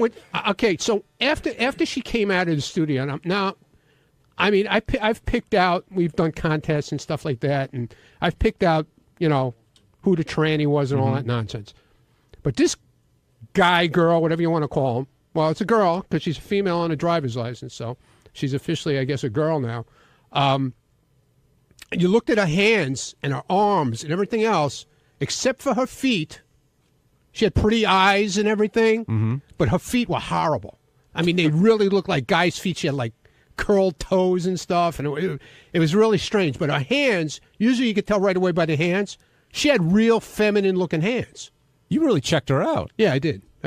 Now, if you ran into her, we were saying before, if you ran into her in a club, do you think you would have been fooled? Yeah, especially after a couple of shots of tequila, for sure. And how far do you think things would go? I don't know. I don't know. Would you be standing up next to her by the end of the night? I mean, what do you think? No, would you be tweeting, I just fucked the perfect vagina? I don't know, man. I don't know. Gary, you're right. He does seem a little smitten. And I was kind of curious to find out when she blows her load, which I really don't believe she can. I really don't believe it for the life of me. I can't see how it works. Well, that's my question. It is you can't lubricate because that they haven't figured out for the operation. So, right. So when she comes, is it semen? Well, what is it? Does she come? She said there was a goo. She said it was goo. Liquid comes out, so it sounds like it was some sort of ejaculate is still coming out. Does this thing turn you on, Ronnie? No, but I was real intrigued by her explanation of everything. I think B's got a big fan over here. By the way, I got to tell you, I thought she was pretty cool, actually. I liked it. The weird thing for me was when B got here, I went to the green room to say hello, and B introduced me to her brother, who looked to be around the same age, and so it's over for me because there's me as a dude. Right. Which one was her brother, the fat guy or the other one? The other one. Oh, okay. How did that Sibian ride go, Gary? It went fine. I put my beekeeper's mask on. Some people will see it on TV and think that I was, grossed out by her, which I really wasn't. But she said she doesn't know how she comes or where she comes from, I don't blame put you, the mask on. I didn't know what was going to happen. See, that's what I was afraid that if she came, it was going to shoot, like a guy. I genuinely didn't know what was going to happen, and I wanted to be ready. Turn on the Sibian. For a second, I thought she might get into it, and then it was obvious. She says, yeah, this isn't going to work for me. Yeah, because I see, that's what did. As soon I was watching it when you turned it on, and it was like you could see there was no feeling at all there, and that's what kind of like makes me feel like, I don't know, if she even does blow a load. I don't know. I want to say something, too. I think that our television lighting crew might be a little homophobic. Why is that? Because every time a hot chick gets on the Sibian, as soon as how it goes go, they dim the lights, and they didn't bother dimming the lights for her. Gary, who's that over there? Some friends of ours stopped by to say hello real quick. You guys want to say a quick hello? Mark Paul Gosselier and Breckin Meyer, who have a new show out. And the reason why I brought these guys in, because I know them for a while, but Mark's a big fan of the show, and hopefully sometime in the future will be appearing on Celebrity Superfan Roundtable. And Breckin, you were hanging out with Howard at the party, right? That was really fun. Yeah, he got great things. He says you're a very good drummer. I heard about that, and other than being in Mad Magazine, that was the highest praise I think I've ever gotten. Now, Breckin, were you conscious of should I walk up to Howard? Should I leave him alone? No, I was with Ryan. I was with Philippi, who's a friend of the show, and I'm such a giant fan of you guys that I kind of knew the etiquette right off the bat. I was afraid to walk up to Howard. I was just standing back, and I was like, I'll just hang with Stamos and be wall candy. And then when we went, and then Todd Phillips who directed Road Trip and The Hangover, we all went over and talked to Howard for a second. I think I was still shaking. But. A lot of people at that party, huh? It was star-studded. I mean, and you live there, but that was a big party? I mean, I don't live at Jimmy's, but I live in the area. Yeah, no, it was, Matt Damon and Ben Affleck and people with Oscars were there. Crazy. What are you guys out here promoting, Mark? You guys got a show together? Yeah, we got a new show June 1st on TNT called Franklin and Bash. And what kind of show is it? Legal drama with humor. With humor? A lot of humor. So on the show, are both you guys lawyers? Yeah. Now, did you guys know each other before you did the show? We knew of each other. I mean, we grew up in the industry together, so it's, we've been in this thing for about 20 years now. So we knew of each other, but did not know each other.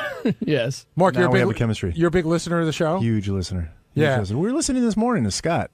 Can I say, I'm such a giant fan right now. We came in, Mark Paul was pointing out everyone because I don't know anyone's face. I only know the voices. He literally goes, there's Benji, and I realized I started bouncing, and I go, is it really? And, really didn't. And John, it's funny, standing over there, I hear your voice in my car, not 24/7, except when my daughter's in there. And it's so funny to put a face to it. It's crazy. And Ronnie, I walk in with the mustache and the sideburns. I didn't even recognize him. He didn't recognize me. Remember when you guys came to the set? That's right. Yeah. I knew Mark Paul was a really big fan because when he was on NYPD Blue, I'd go down to the set from time to time. So I saw him there, and something happened that morning. We never met each other or anything. And he walked by me and he goes, "Hey, is Mary pissed at you for what happened this morning?" I was like, "Holy shit, he really listens." Yeah. What do you guys think of Robin's trip to Peru? Any insight on the that? Ayahuasca, what is it? I can't even say it. Ayahuasca. Did Fred do a cover of Cocaine at his gig? Did she show up? I missed that. She didn't? No. Oh, man, I would have loved to have heard that. Well, you're going to be hearing her sing Cocaine quite a bit on the show over the next few I want to weeks hear and Fred months. do the cover of that, We've been getting a lot of songs, and I have 5 more songs that came in late in the show that are all cocaine related. We're going to do Franklin and Bash in Peru as an homage to Robin. Now, other than Howard, of course, who's the one person you'd be like, wow, you'd love to sort of meet and sit down and talk to? Who are you the biggest fan of all the characters on the show? You don't have to say Gary because he's sitting there. I'm a giant Fred fan. I'm a huge Fred fan. I was looking forward to just literally seeing how it works.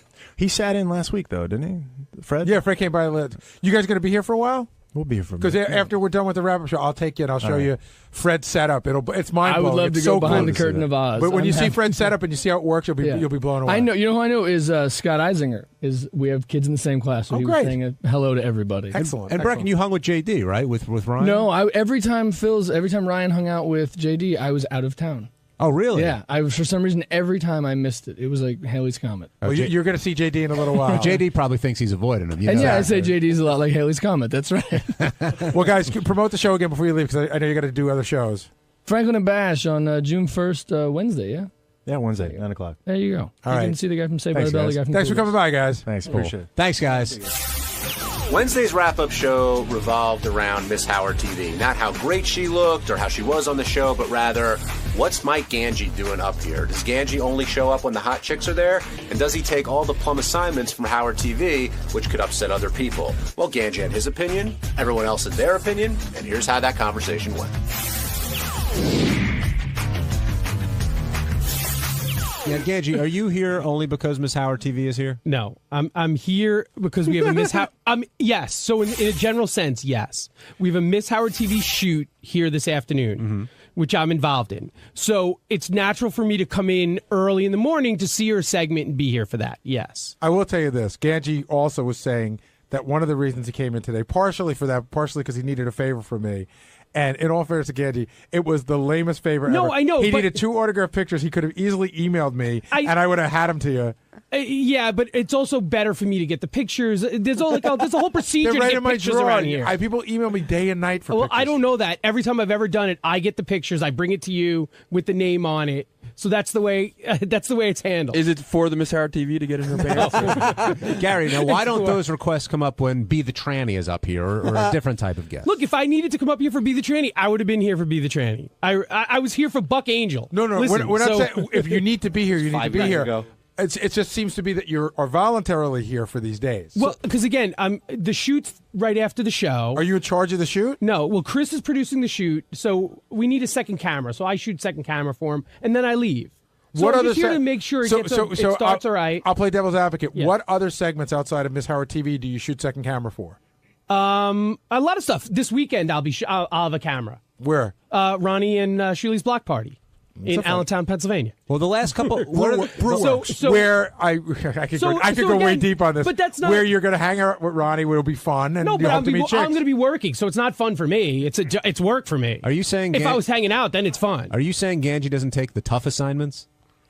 I'm saying I don't think you see Ganji shooting second camera at the Be the Tranny documentary. I can tell you, I don't remember Ganji being at either of the craptaculars. I know that. I got to tell you that if we can get a couple of the Howard TV guys, the lower level guys, and maybe black out their faces and voices because they're all scared of getting fired, you'll hear some good opinions about Ganji. So, Jason, what have you heard? Tell me one thing you heard, and I can tell you exactly why. I've heard one of the raps I've heard about you is that you always act busy and tell people how busy you are, but you're not actually busy. That seems to be one of the... See that? Oh, my God. If that person who said that should be fired. Because they're probably not busy. You should be too busy to fire them. I heard Ganji worries about the pizza that's missing. We heard about the grandma's pizza. You've outed someone, and I will find out, and maybe they'll be fired. I haven't outed anyone. What are you talking about? Someone said that. So it was very easy to find out. It was Doug Goodstein. So what else? I've also heard that you definitely take all the plum assignments and don't give the good assignments to the other people. And everybody has I know you have seniority, assignment. but everybody has every. Look, what's better than the behind the scenes stuff right now? Well, then why don't you shoot it? Well, because I don't take all the plum assignments. Duh, that's exactly. You really think hanging out in our office till 2:00 in the afternoon is a plum assignment? Well, I don't even want to be here. So tell me the other plum. What are the plum assignments? Well, it's all the strip clubs that you fly to. Again, that nobody wants to go to because it's on a weekend and nobody wants to take their time. So you've given this rap on. This is a perfect example. Right. You've given this rap on the air. My IM blows up.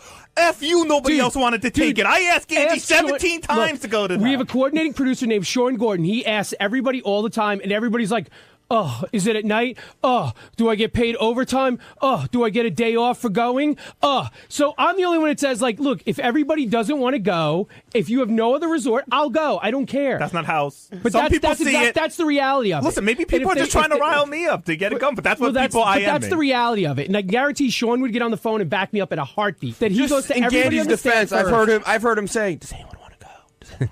All right. Okay, I'll go. Wait, settle down, guys. Now, Mike, do you see why people may have this perception? Because when the Miss Howard TVs are here, you're here. When you hear about a trip to Vegas or anything involving, the strippers or the girls, you're there. Again, I don't volunteer for them. Sean goes around, we're like, all right, who will go? And Sean will ask people if they're willing to go, and a lot of times they say no. Ronnie and Richie, when they went to Steven Singer to get the ring, right? So we asked a bunch of people. If everybody said no, I said I would go. You would to get what ring? We shot Richie and Ronnie on the road trip to getting Richie's engagement ring. Which, by the way, where are you going to show that? Well, I don't know. We By the way, according to both, might need it, so. According to both the other guys, it was a giant party. They're drinking. There but were again, girls. I don't know that. Did you go when Richard went to get his ring? No, because if Richard told us, we would have. Oh, I thought. That's the part. Richie had a beer. Right, they give you beer and wine and cookies. But the point is, if Richard had told us, we would have. Really, beautiful girls. So I mean, what are you going to do?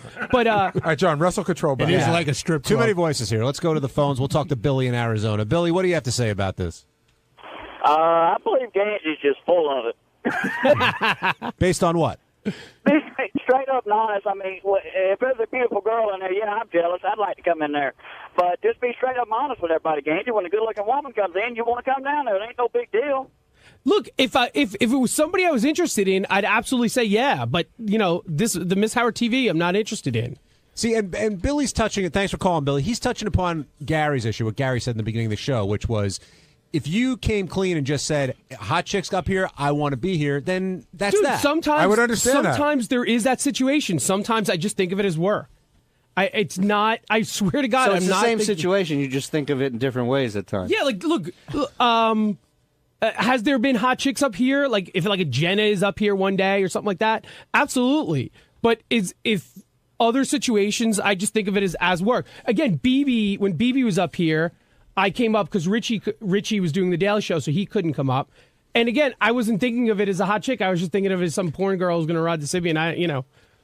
A lot of the contests we do up here, I'm in charge of going through the entries, right? And I'll go through them whether it's the worst penis injury or the hottest chick with the hottest daughter. But I would be so pissed if whenever there was a hottest chick, hottest daughter contest, if you came to me and you said, no, I'll handle this one. Right. But again, I don't do that. But I don't do that. That's not the way it goes down. But then, so the only two people that could handle Miss Howard TV are the two most senior producers at Howard TV? Again, right now, Chris produces the shoots.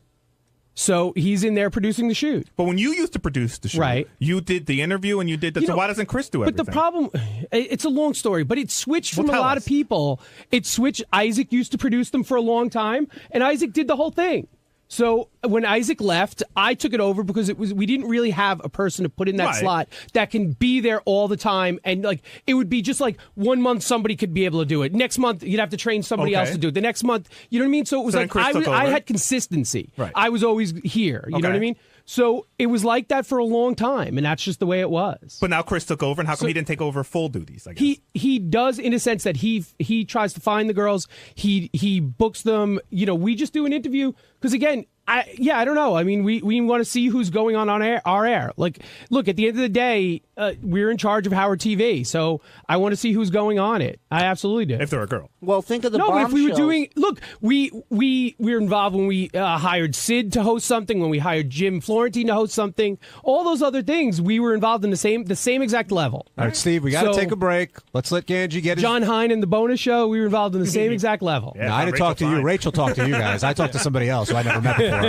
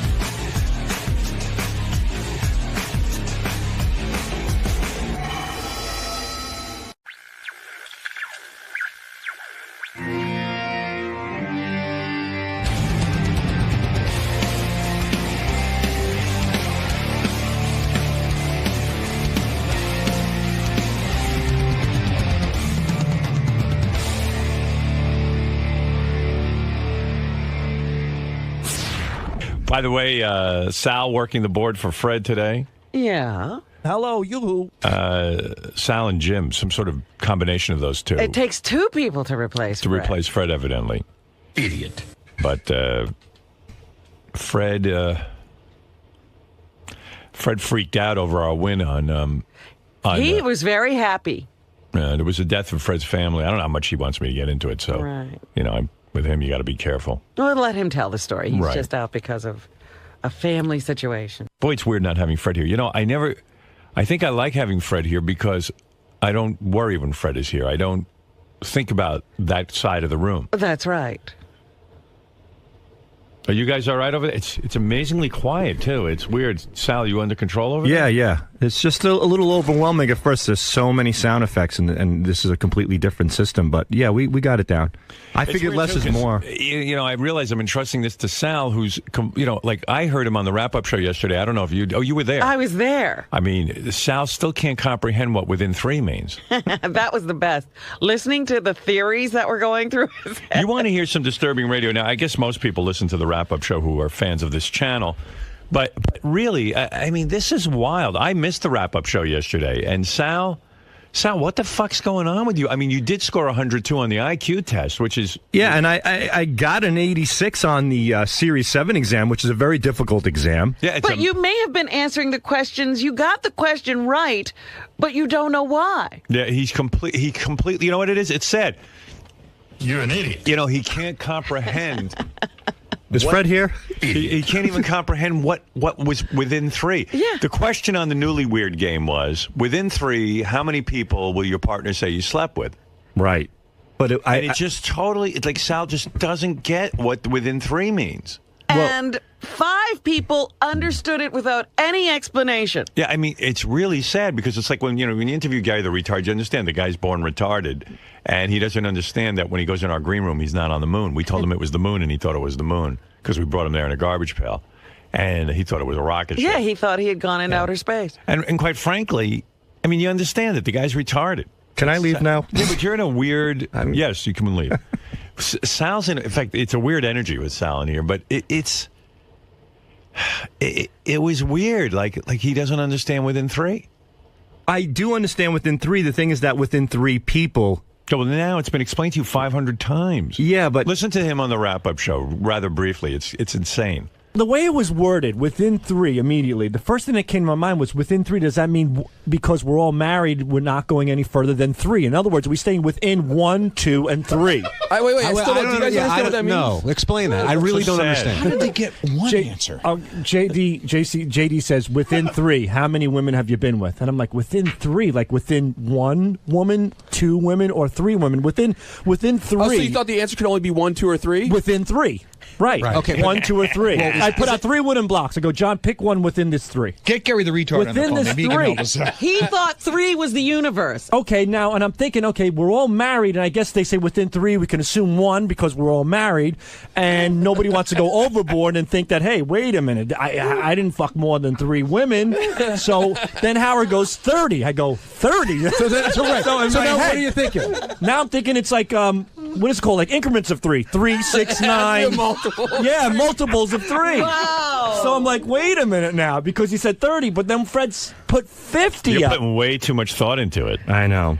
You know, you're just like within 3. Now it's multiples of 3. Well, first there's a little pressure because it's a game. Dude, I mean, your comprehension is so low. Do you read books at all? It's not low comprehension. I think I just Do you have... ever read anything? I do read. Be honest. Yeah, I just read Does everything just seem confusing to you? Nothing seems confusing at all.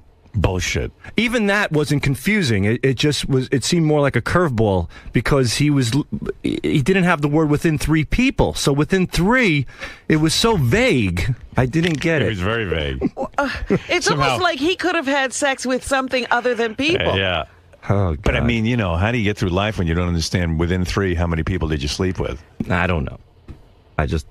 Would have been great if Sal went first and had to answer the question. That was my thought. You know, if JD had been rotating the starters, He might have gone first. He might have gotten that question first. Right. And really, we would have had a great time with And then the he wouldn't have heard 30. Yeah, he wouldn't have had any ability to jump around because he didn't hear any answers. I got to tell you, Sal, there's a lot of times, like, you know, there's just certain information I don't know. You can't know everything, and it's embarrassing when you don't know it, but that's pretty wild.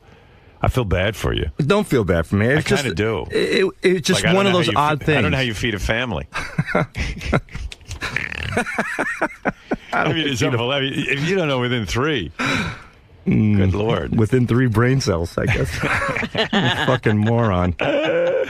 It just sucks, you know. And I know he probably can't read because probably everything's like, why is it so complicated when they write stuff? Well, he says, you know, he doesn't want to be bothered with facts because you have to read them. Right. I do read, though. I just What do you read? I read The Dirt by Motley Crue. Yeah. That was a very good book. Okay. I'm reading The Art of Happiness by the Dalai Lama. Are you really? Yeah. The Art of Happiness? Yes, by the Dalai Lama. Wow. Why would you think the Dalai Lama knows anything? I don't know. He seems pretty happy. The guy's hanging out in a fucking robe all day, and he doesn't give a shit about anything. He was born into it. It's like being born the King of England. People are fascinated by his happiness, considering the man was tortured and he was in prison for so long, and yet he still finds the good things in life. And I said, wow, if this guy can find happiness, I'm sure I can. Right. I can find happiness for you in 2 seconds to get a divorce. You'll be happy as a clam. I was going to say, the Dalai Lama isn't married. Yeah, right. I don't know. So can you tell me anything about The Art of Happiness? What makes what did you learn from it? The Art of Happiness, basically, it all comes down to compassion, having compassion for people. The kinder you are to people, the more you feed your spirit and your soul, and the happier you will be. And you've applied this? Have you been kinder to other people and understand other people? I try not to curse out people as much. Like, I'll take a deep breath. If somebody cuts me off on the road, I try to see the better things in people. Look at Sal. Learning from a book. Yeah, I'm impressed. So I do read, and All right. there's your answer. All right, here's Sal still trying to figure out what it means to say within 3. Sal, 50. You're thinking, okay, it can't be a multiple of 3 now. And it can't be within 3, 1, 2, and 3. So what is it now? 3 people amongst 3 people. Which makes no sense. So do you mean the total of 3 people? Like, you bang 10, he banged 20, she banged 30, and it adds up? Or? Between what you know... Sal's wife and the emotional friend. There you go. Between Richard, the person who's given the number. Right. Between me... I still claim Sal probably thought The Art of Happiness was a coloring book. You know what I mean? There's no way he bought that thinking it was about the Dalai Lama's life. Well, the best thing is that when he finally answers, he thinks he's wrong because he still doesn't understand the question. Well, he answers the question sort of like waiting for you to say something so he can figure out what to say. No, I mean, even after, because we said, so you gave an answer, you got the question right. What was that based on? He goes, well, I still thought I was wrong. And then everybody said I was right. And between, let's say, my spouse. In other words, would we all mutually know the number? That's the only thing I could rationalize. Within us three people, will we all mutually know the number of people that I've had sex? Oh, within three. Right. Within those three people. What number will they think everyone knows? Wow. Oh, Jesus. Oh, my God. Don't vote for Sal for president. But then when somebody said 50 and somebody said 30, that's number three. My first rationalization was within three, 1, 2, or 3. It would be great if Sal ran for president, had to be in a debate. I would love it. Once Howard said 30, I said, oh my God, it must be multiples of 3. Then Fred said 50, I go, it must be within 3 people knowing. Me, myself, my wife, myself, and the person giving the answer. But how do you get to 50 from that? I don't know. I was so thrown off. That's a good point. It's wow. Just like 10 more IQ points, and he'd understand that question. He's only at 102. So at 102, you don't understand what within 3 means. You don't get within 3. Wow. I do understand what it means. Bobo. Hey, you scored in the 80s on the IQ test. I scored 89. He makes me look like a fucking genius. You understood within 3? Yes. Wow. Yeah. And this rant went on for 13 minutes, I think, yesterday on that show. Explain within 3, Bobo. Within 3 people. Period. Within 3 people what? Within 3 people. That's it, period. No, explain it. Explain people? Bobo, explain it. Well, he said within 3 people, right? Yeah. Right. All right. And who do you slept with or anything like that? So you say within 3 people. Is it 2, 1? So he doesn't understand it. He doesn't understand it either. It's not more than 3. No, it's not more than 3. Oh, it's within 3. Within 3. 1 to 3. What's so hard? I'm not sure he understands it. He doesn't. Or he does not understand it. Bobo, within 3, how many people did you sleep with? 2. Okay? It's not more than 3. All right. Within 3. So Bobo, what was Bobo's score? 80-something? What was his score? He was 87 or something. Okay, between 87 and 102, you can't understand within 3. Bobo's answer is he slept with 2 women because it's within 3. That's right. Bobo, you're as big an idiot as he is. Oh, fuck you. What'd you say? I said fuck you, too. Didn't Fred say something about 30 or something like that? He go, wow. Fred's an idiot because... That's right. How could he get it right? That's not within 3. Right. Right. What a dummy. Holy mackerel. Poor Bobo and Sal don't know what that means. Hey, Howard, though. How are these guys functioning? It's easy to function, apparently, Bobo, in our society. Bobo, within 3, how many people look at your hair and believe it's real? Maybe 1 person a day. I think 0 is the answer. That's within 3, isn't it? That's it. Mine is 40. Gary, that is unbelievable. Well, it's unbelievable that he called in to say how stupid Sal is, and he thinks it's the same thought process. I've never in my life heard anybody not understand what that means. Well, and then now I've met 2 people. So anyone between 87 and 102. Now, let me ask you, somebody with an IQ of 103, do they start to understand what within 3 means? We got to find out the cutoff point. Which JD's 106, and he totally got it. He got it. He got it. Yeah. Wow. So if Sal just had 4 more IQ points, he would understand that this is the simplest concept ever. And Bobo would understand that if he went up another 20 points or something. Yeah, he needs a lot of points to understand. A lot of points. Come on. You need 15 to get to Sal. Yeah. No, Bobo, you're as big an idiot as Sal, maybe worse. You don't understand it. No, I do, man. Within 3, you called in more than 3. You called in to say how dumb Sal is, and you're as dumb as Sal. Yeah, but wait a minute. The term within 3, that means within 3 of something, all right? That's true. So how could it be more than 3? Right. So in other words, 2, when we say 1. within 3, how many people did you sleep with? The answer's got to either be 1, 2, or 3, right? Exactly. Yeah. So I'm the idiot for saying 30, right? Of course. Of course. So I'm stupid. Well, Where does 30 come in the mix? Wow. Man, oh man, oh man. I mean, Bobo, forget the within 3 part. How many people have you slept with? Total. Oh, okay. That's different. That's a broad question. Of course. Okay. Very different. That's a broad question. How many would you say? If you said how many people I've slept with, probably about in my lifetime, I would say, and this is an honest answer, maybe about 25. Okay. Now, within 3, how many did you sleep with? Within 3? Yeah. How could it be that? When I know you now, slept look with 25. You're messing up, Howard. I know you slept with 25 women, but within 3, how many did you sleep with? Oh, if you said within 3 women, and then I would say 2. There you go. No, the answer would be... No, don't tell him the answer. Wait, May I jump in for a second? Sal, could you explain? Can you explain it from here on? If you slept with 25 people, within 3 would either be 28 or 22. See, he finally got it. Somebody talked to him. Well, everybody did. Nobody talked to me because... Sal, you couldn't explain it on the show. Because JD left out the word people. He did not. He said within 3. How many people have you slept with? He should have said within 3. People. How many people? Within 3 people. How many people have you slept with? Bobo, the answer I'm is... argue this right now. All right, All Bobo. right, go on. Let him argue. Go ahead. You should have said within 3 of the 25 people. All right? Then I would have you said slept with 25. 22. Bobo. The answer to within 3, how many people did you sleep with? The answer is 25. What? Within the 25 people, then I would have said 23. Oh, the answer would still be 25.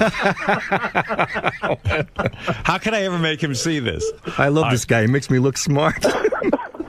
Bobo, thank you. All right, listen, you're so right about Sal being dumb. Listen, there's an upcoming Whack Pack special on Howard TV, so you got to see that. We look forward to it. Okay. We love Howard TV. There's a couple of specials coming up on Howard TV, which is for the super fan. Unbelievable stuff coming up, especially behind the scenes. Lady Gaga is very good too. I just saw an advanced copy of that. So there's a lot of good stuff. All right, Bobo. Within 3, what page of Art of Happiness are you on? You must be reading that too. What? No, actually, when I'm reading, by the way, you two don't need Art of Happiness. You guys need a basic math book. Something that just deals with logic. Yeah, start with basic math. Yeah. Can I say one thing though? It's just changing the gears a little bit. But yesterday's shares, right, in the very building that you guys do your show in, it closed at $40 and change, and meanwhile, Sirius is in the toilet. Okay. Yeah. How about a Bobo, Sal, and Gary the Retard book club where they all report what book they're reading? I would love that. Yeah, they I read books. That'd be a good Howard 101 special. What kind of books do you read, Bobo? I read, say Donald Trump book, Get Rich Quick. Did it work? I think did all right for myself. I think in order to get rich quick the Donald Trump way, you got to know what within 3 means. Because when he negotiates and stuff, he knows within 3 Donald Trump. I can tell you that. I retired at 56. Got to have something right. Right. Thank you, Bobo. He's probably 28. He thinks he's 56. Within 3, how old are you? Yeah. Oh, there he goes again. It's hard to stump you. Within 3, how old are you? 58. How old are you for real, though? Huh? How old are you for real? 58. Right. Okay, he's getting it. Yeah. Within 3, how many wheels on a car? 4. Okay. Now you learned something. Now. All right, Bobo. Now you sound like a genius. See, we pick up a little bit slow, but we get it. All right. Thank you, Bobo. I still claim he doesn't. But he was laughing for 24 hours at Sal. Yeah. Oh, he couldn't wait. His first phone call this morning was how dumb Sal is. And what an idiot. Jesus. When you said 7, do you know which theory you were using? Is Bobo still there? No, I just... What is 7? What is it? Why? What were you going to ask him? No, we just found out, Bobo freaks out when you don't pick up his call. Yeah. So he's been calling for like a month and you haven't picked up. Oh. And he's been so freaked out that he's been going down to a dock, down to the water, and calling from a phone at the water because He feels it's a more peaceful place. He needs to be in a more peaceful place when he calls it. So Will says that. Get him back on the So phone. Will says, like, when he calls, you hear, like, the birds, and the boats going by. He has to go to a special place to call you. Hey, Will, get him back on the phone real quick. Stay here, Gary. We got to discuss this with Bobo. Holy mackerel. So he gets so full of anxiety that I haven't picked up his phone call that he decided, let's change venues. Right. He'll call into the show from a dock so that the water will calm him and the birds and the whole setting. Exactly. Okay. You think that's dumb, Sal? I don't know. No comment. Sal doesn't want to comment. Yeah. Maybe we can't get in touch with Bubba because he's at the dock. And That's right. How can we get to the phone? I'm putting him up right now. Okay. Probably has poor reception. What line? He's on line 20. Thanks. Within 3. Bobo, are you at the dock now? I'm at the dock right now, yeah. We can hear the tugboats. What's left of my dock. So you get up early in the morning and leave home to make this call? Yes. What I time leave do you home. get up to make your phone call? I get up at 5:10, take a shower and everything. I'm out the door, and I go down to the docks. How long does it take you to get to the dock? It's like 2.5 minutes. I live almost right on the water. Do you walk to it or you drive? No, I drive. You drive to the dock, and then by 6 a.m. when we start the show, you're already on your I have cell. to be here. Yep, right. And you're on your cell phone on hold, waiting to get on. That's right. Now, how many weeks into me not picking up your phone calls did you decide, you know what, maybe going to the dock will relax me? Oh, yeah. No, that's why I come here. I come here to get relaxed. Within how many weeks? Now, what happened? I mean, how many weeks went by without me answering your phone call? I would say it was today's, what, the 13 days. 13 days. So, yes. 13 days. Within the 13 days, when do you start to panic and say, I need to go down to the dock? Oh, my God. After the first day. After the first day? Yeah, I go into a bad place, yeah. Is it weird for you to? I know they have like a lot of wildlife. Does a seagull ever think your hair is a nest and try to lay eggs in I there? got attacked down here. I have to stay with the air conditioner in the car running. Because what? Birds try to land in your hair? Those fucking birds here, they want to attack me. Well, don't you some know? asshole fed them with breadcrumbs or something. They all attacked me one day. Yeah, but you've got that hair that a bird doesn't know that that's supposed to be hair. They think it's a nest. That's some place to lay eggs. Yeah, they want to raise a family. You know, it was the worst thing. Some of my questions blew away. Went right into the fucking water. Do you write your questions before you get to the dock or while you're at the dock? Oh no. There's a whole process. I have to go down to the. Well, I get inspired by the water. You know, like boats going by, and Right. the whole. It's very serene out here. So today, when you were staring at the boat, you said, "I'll call in and say Sal's an idiot." No, I actually had that before. Listening to the show yesterday, wrap-up show. All right, so that came to you before you got to the dock. Right, but most of the stuff, the Bobo Shrine now is under construction. So you've sat at the dock for 4 hours because sometimes I don't pick up. Oh yeah, easily. Right, so you just sit there all day waiting to get on the air. Right. Right. Right. And then when you're done with the call, you leave the dock or do you stay there? No, I leave the dock. I go on with my day. Right. And this has to happen every day when when you're on. Now, if Howard doesn't pick up, you stay on hold the whole time? Oh, yeah, absolutely. That's why sometimes you say, Bobo, I haven't heard you. What do you mean you haven't heard me? I call up every day. Wow. I'm on hold every day. Wow. Oh, yeah. I would just go down to this dock just to watch Bobo and do this whole ritual. Well, actually, no one was supposed to know except for Marianne from Brooklyn. She knew from when I was up at the show. Yeah, right. The Whack Pack special. You know anything about this, Marianne? Howard. I was sitting up at the studio, and he said, well, what do you do? I said, well, I clean my house. I call Howard, and I go, what do you do, Bobo? He goes, I go to the dock at like 5 o'clock in the morning, and I take notes, and I sit there for 4 hours in an air-conditioned car, and I said, Bobo, I can't believe it. I cannot believe it. So I feel like I broke the story, Howard. But wait, you want to talk about dumb? Me and him were in the elevator at Sirius. We pressed the button. We went down. We were talking. We came back up. We got out. And I go, Ham Hands, how'd you get down here so quick? We were both stuck in the elevator. We didn't know. We didn't Three times we were talking. So much, Howard. All right. I've had it with her. I know, but what they're saying is they never pressed the button, I don't think, and they kept opening the door on the same floor, and they didn't know it. Wow. Exactly.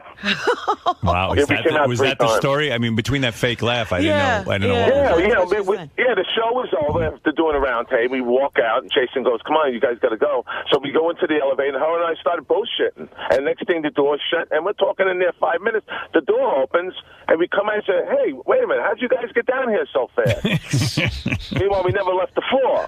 So then we closed the door, and we stood there again talking. We come out, open the doors, we're still at the same floor. How many times can that happen before you guys figure out what's going on? Well, then I pressed it, and then somehow the elevator, someone must have hit it back up again. So I said, "Oh, we're going down, Mary." And she goes, "I don't know." And then someone must have hit it on the outside, brought us back up, and we walked out on the floor for a third time. I want people to know that, Nobel Prize winners... do listen. Yeah. I mean, I got a beautiful note about the Lars Ulrich. How do you say it, Ulrich? Ulrich. The Lars Ulrich interview from Barry Levinson, who's a renowned film director and genius. I just want people to know that while you're listening to this.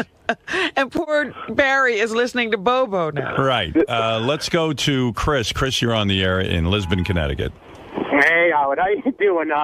Fucking Bobo trying to make fun of Sal is hilarious. He's like 5 IQ points away from not even being able to dress himself in the morning. But what I wanted to say, Sal is hilarious.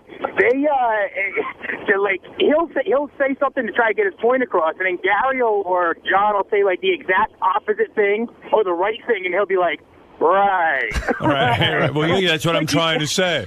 He's not even listening to what anyone else is saying. He just says shit. It's he hilarious. can't comprehend it. Yeah. Let's go to Mike. Mike, you're on the air. Hey, Howard, what's up, bro? Listen, why don't we just change Bobo's name to Dodo? Dildo. Oh, Dodo. Dodo's on the phone, Robin. You going to know who I mean? Dodo. Hey, Howard, now everybody knows. All the fans are coming down here. They're all hitting the horn and everything. Now they all know where I am. They're going to disturb your peace. Oh, man. How am I going to write down here? Right. What is he writing? His questions. Yeah, well, he wants peace and quiet when he writes his questions. So Dodo, enjoy your day. I got to split. I'll talk to you later. Right, later, Mike. I just wonder what the card said about Sal. It was a big card. It said, "Call Howard and tell him Sal is stupid." You guys should write a book called The Art of Stupidity, and then it'd be a huge seller with our fans. All right, Bobo, thank you. All right, man. Bobo down at the dock. Yeah, and the birds attack him. Well, probably in the wintertime, I'll probably go back into the shrine again. Right. Okay, Bobo. It's too cold. Okay. All right, bye-bye. Yeah, why spend 4 hours indoors when you can be in a car in air conditioning and stare at the water? Bobo has a water view. He's got water in his head. He's always viewing water. All righty, I got to take a break.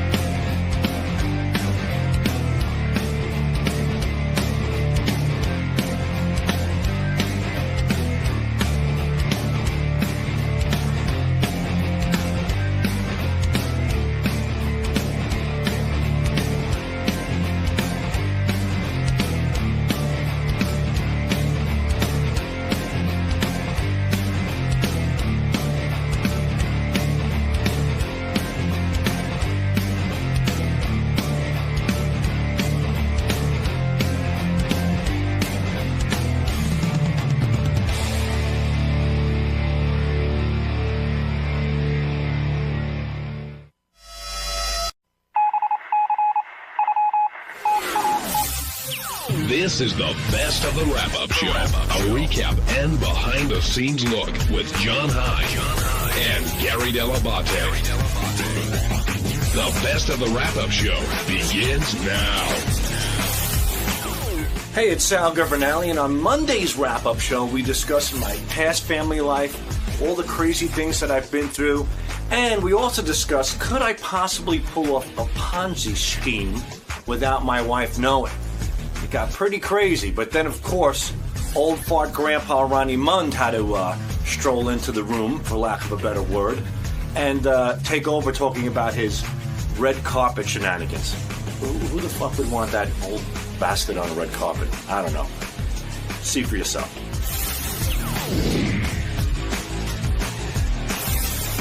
So, G-Man, Howard was talking today about, Robin, I think, brought up the Ruth Madoff story, and they both said that she was completely unaware of what was going on with her husband, Bernie Madoff. And I guess he brought you in to illustrate how sometimes a wife can be unaware of what's going on with the husband, meaning your mom, and what was going on with your dad. Right. Is it difficult for you to talk about those times when you're talking about how you were brought up and dealing with both families? When I was younger, it was really difficult. I didn't speak to anybody about it. It was more embarrassing that other people made me aware of my father's other lifestyle. But I find it weird even now. Like, where's your dad now? He's home now, but he's leaving. Well, he just came back from Sicily. But how long was he there? For about 6 months. And so what? But your mom's here, right? Right. So what is he doing in Sicily for 6 months? We don't ask. But no, really. He's working on shipping wine in, and he says it's actually coming here. I saw him yesterday. He said it's coming here, I think, on the 11th of November. He has a whole container of wine coming in. So he's getting involved in the wine distributorship business. Yeah, you gave me a bottle of wine 2 years ago. You go, my father's getting in the wine business, and that's the last I saw of it. That's the last I saw of it as well. I think my father hooked up with a wine guy. He got a few bottles of wine. He's in the wine business. I certainly hope that's the case, because he's been pressing this wine for the past 2 years, and now this container of wine is supposedly coming in. Now, do you think most wives are unaware of what their husbands are up to? No, not most. I don't know. I think it's important to stay on top of your spouse, on top of your husband or wife. You know, I wish I would have in the past a little bit more. Literally. Yeah, both. It's important to stay on top of your spouse. No, but that's not the question. Our wives, especially of our parents' generation. Definitely not. Definitely. I don't think, my mother did her thing. My dad did his thing. He went to work. She stayed at home, took care of the kids and the house, and that was that. A lot of times my dad would come home and go, I have to go to Arizona this weekend. He would just leave for Arizona. And your mother would never say why? He'd go to open up a business. What kind of business? Or did it ever get that far? I don't think it did a lot of times. We went to Sicily one time. We're driving. I'm in Naples. My dad, we put us all in the car. He goes, we have to go visit my cousins in Sicily. We're driving like for 6 hours. We get on the boat, then we go over the bridge, and we're driving. All of a sudden, he stops. There's this huge rock. He reaches underneath it, pulls out a garbage bag, puts it in the trunk, and keeps going. Nobody in the car says a word. We just know not to. It's just weird like that. Now, do you think in your relationship, I mean, we've been down the 143 road. I don't want to go there, but yeah.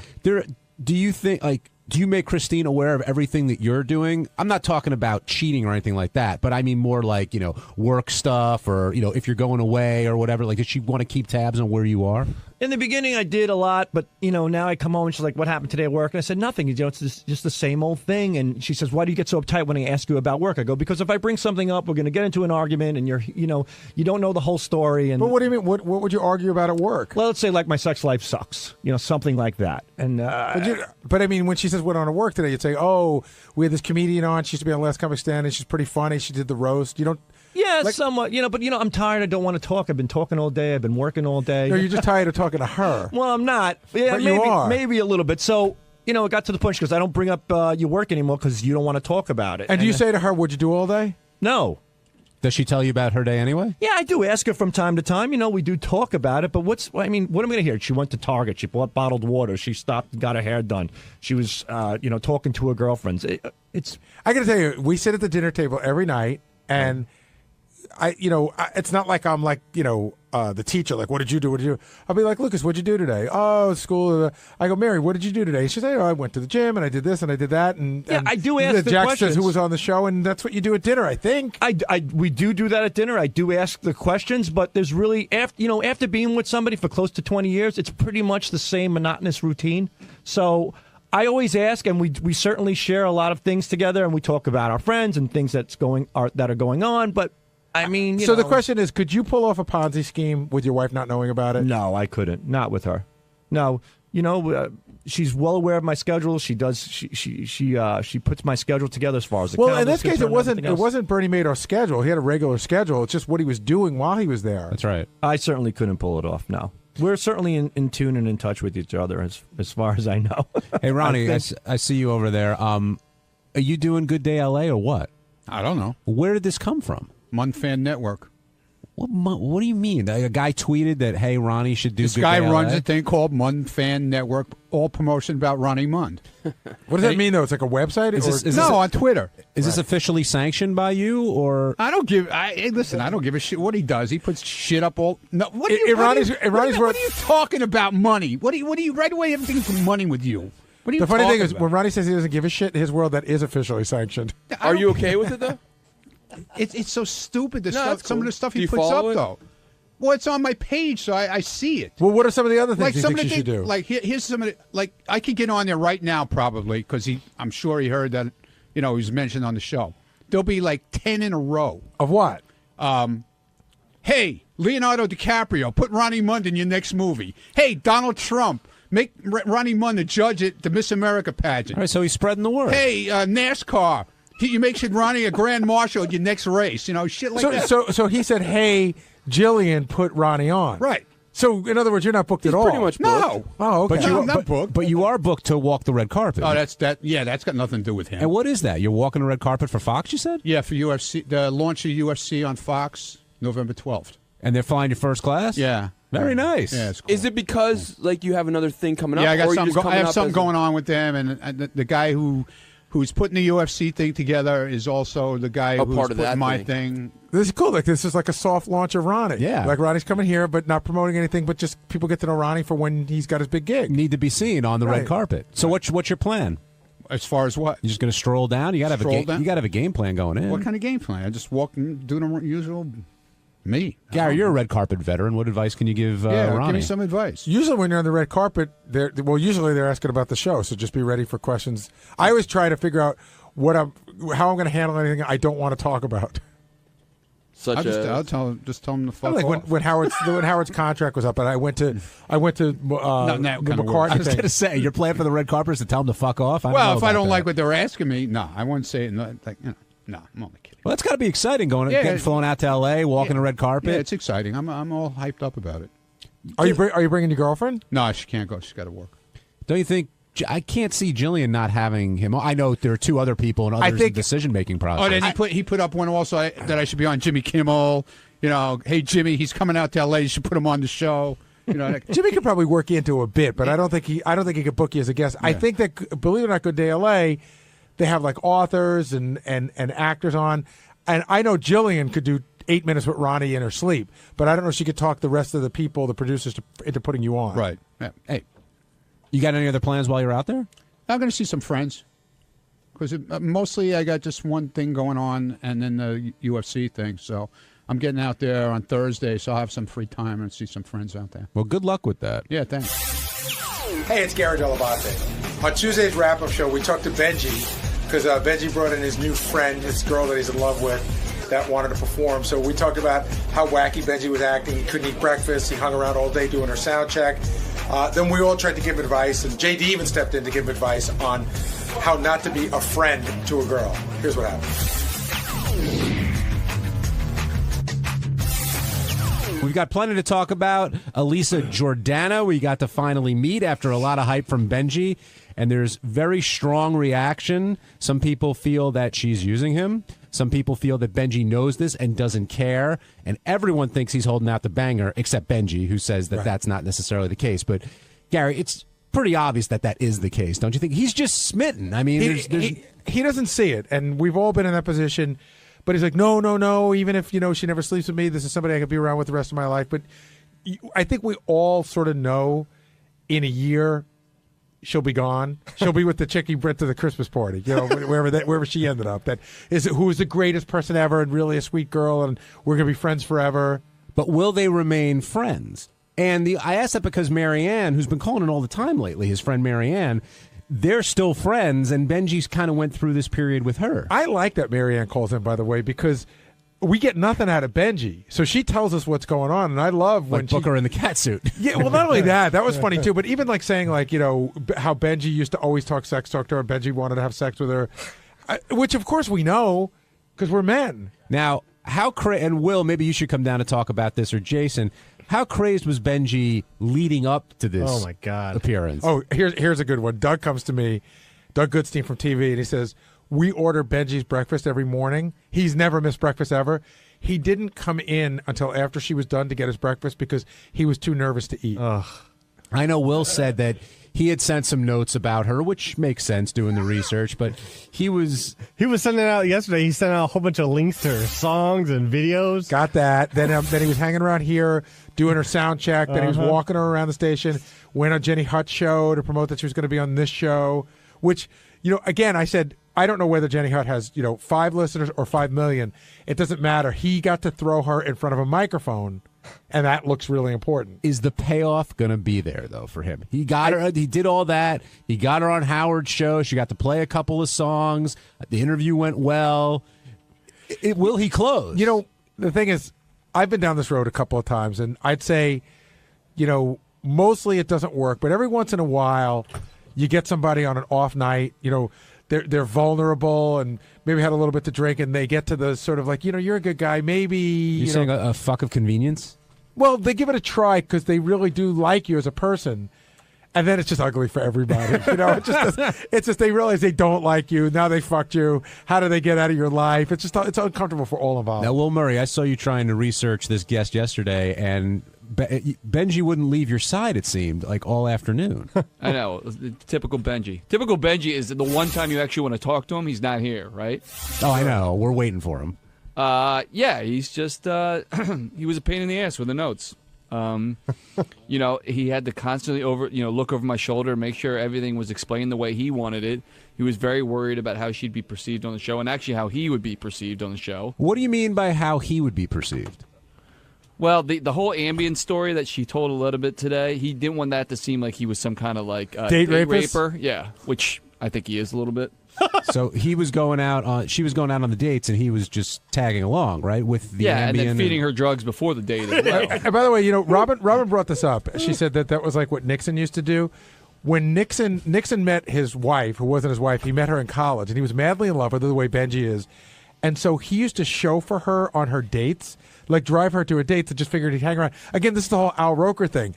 But to me, the vision of Benji 3 tables away on her date is super creepy. Yeah, the whole thing was bizarre. Passing out, by the way. And her too. Yeah, because she'd been drugged. Again, I think we kind of flew past that. I know she's an adult and Benji didn't force anything on her, but the fact that he was recommending she take drugs either before her date or before her appearance on the show is so creepy. And who had the Ambien? Was it just lying around? Like, I don't know. To me, that was a fascinating part of the story.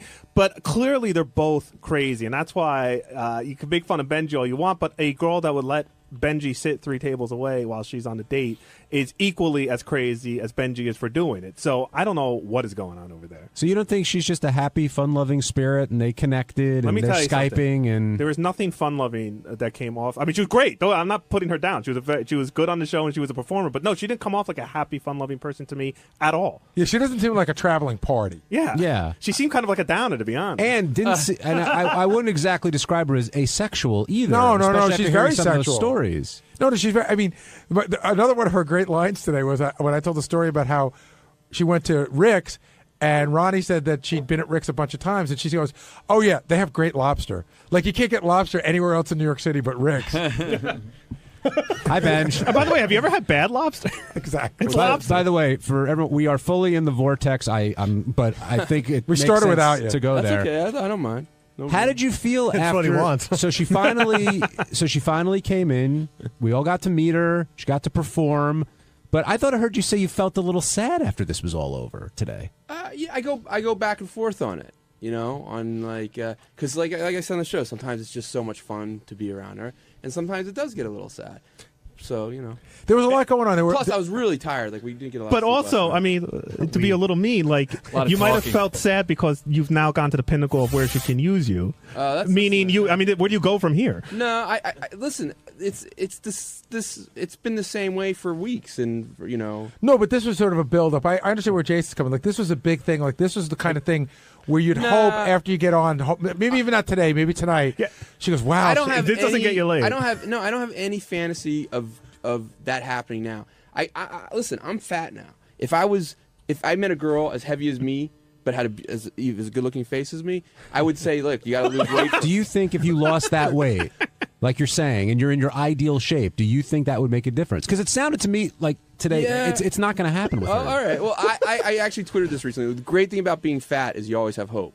You know. But do you think I lose all the weight and there's this? But do you think it's only a weight thing? That's the only thing between you and her? I think no. I don't know. I don't know. I really don't. Howard asked point blank, "Would you bang Benji?" Right. And she didn't say no, right. But she gave the if there was a nuclear war kind of like she was giving the excuses. She gave the being nice answer. Do you Yeah, think that would really work? Well, it seemed like you got the sort of not that good looking but a great personality. No, I know. Right? Like I knew when I pitched that as a hey, to have her on.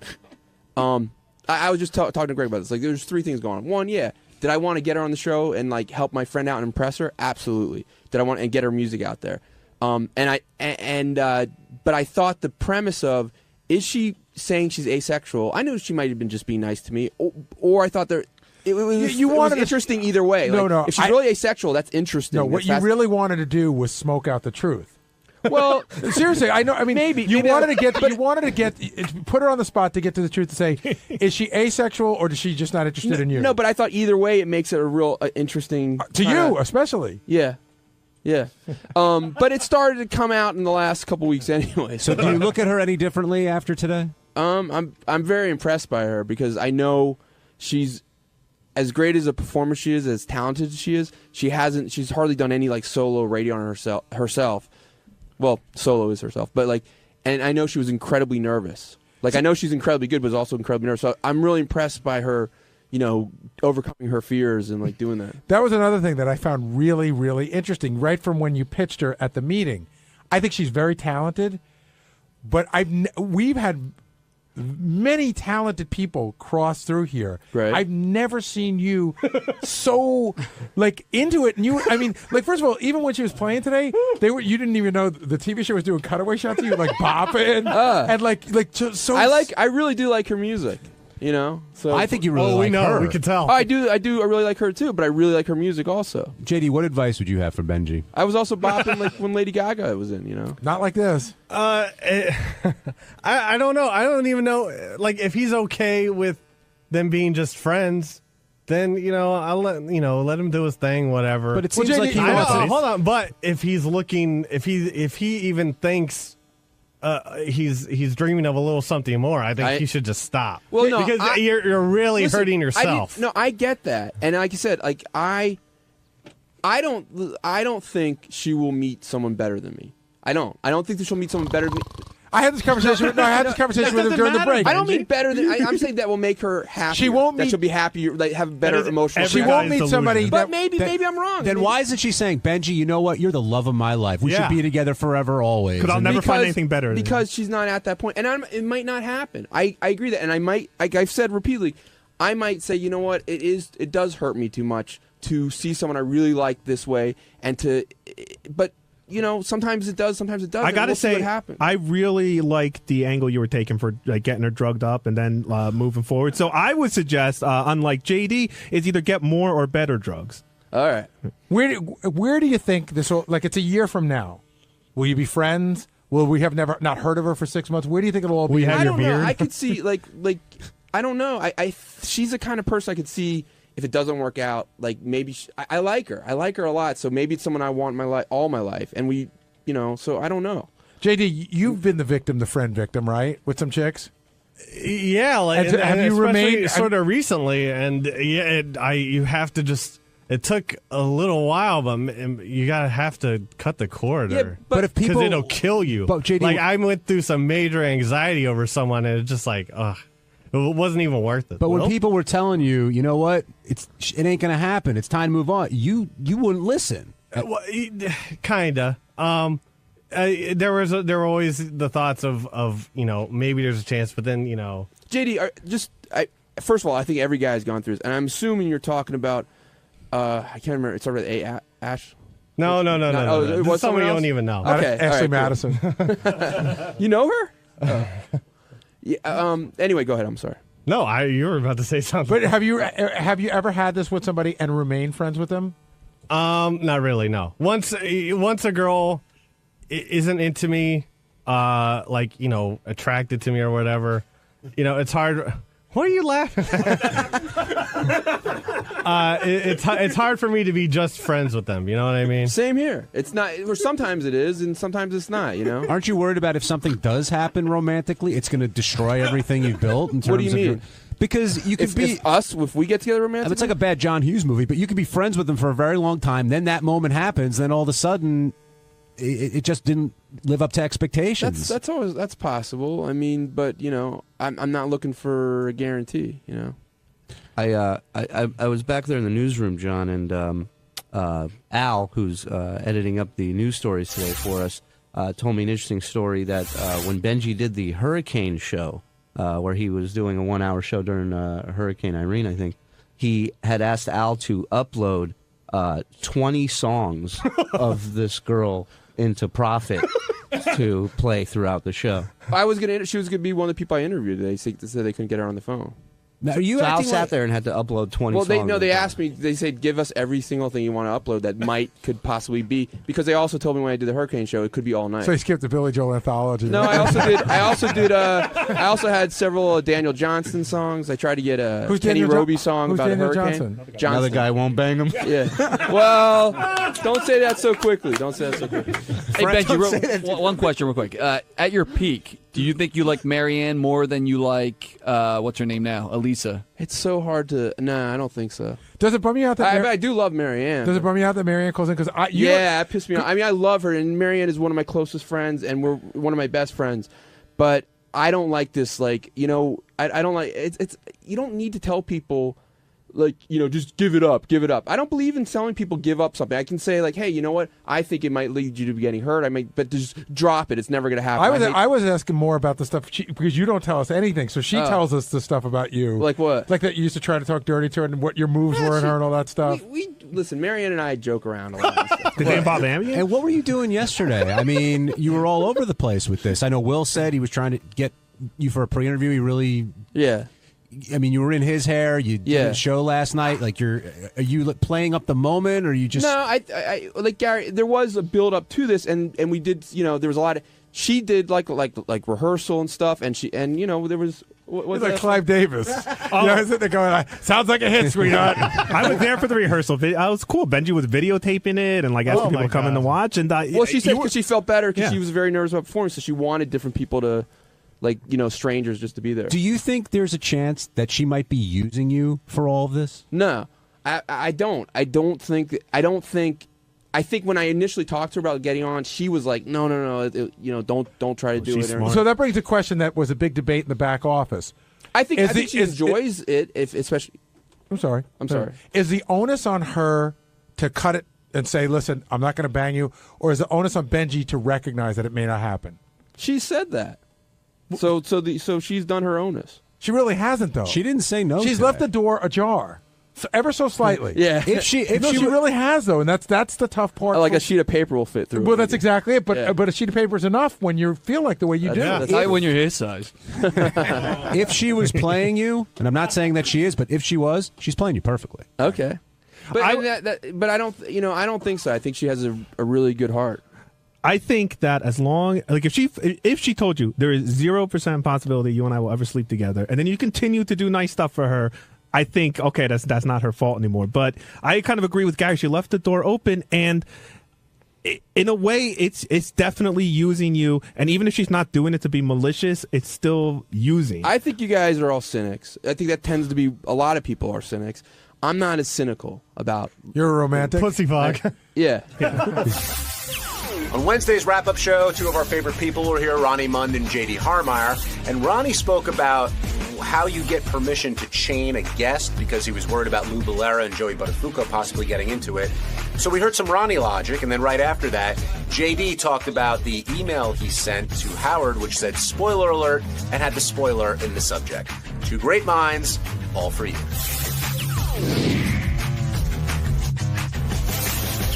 Ronnie, with Lou and Joey coming in, a lot of the they got along very well, but Gary, you should describe the setup because there was a whole, you know, reconfiguration of the studio, and one was isolated, and a lot went into it. I'll talk about that, and then I'll talk about the conversation that Ronnie and I had yesterday, how it all led to this.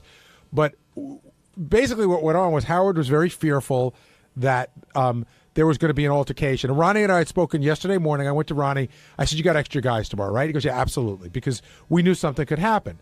So I get a phone call from Ronnie at like 1. I guess Howard called me when I was down with Tim, and I tried to call Howard back. I couldn't get him. Ronnie called me. Howard's very nervous about what's going to go on. And then Ronnie said something about a ball and a chain, which I didn't understand, which in all fairness, Howard must have said to him. And in my mind, I'm thinking, like, handcuffs and balls and chain. Like, we can't do that. Does Ronnie have a security or police type of voice or manner when he's talking, like when he's setting up these No. We plans? were just talking. Ronnie and I talk about this, like, how you going to handle this, how you going to handle that. So Ronnie had informed me, because Howard had gone to the gym, and Ronnie said he called me. He's worried about tomorrow. He talked about maybe handcuffing them or putting them in a ball and chain. But I called the people that work here, and it can't happen, et cetera, et cetera. So I just sort of let it go by because I knew it didn't seem, it was an idea that came and went. Right. And then I said to Ronnie, we'd done this twice before.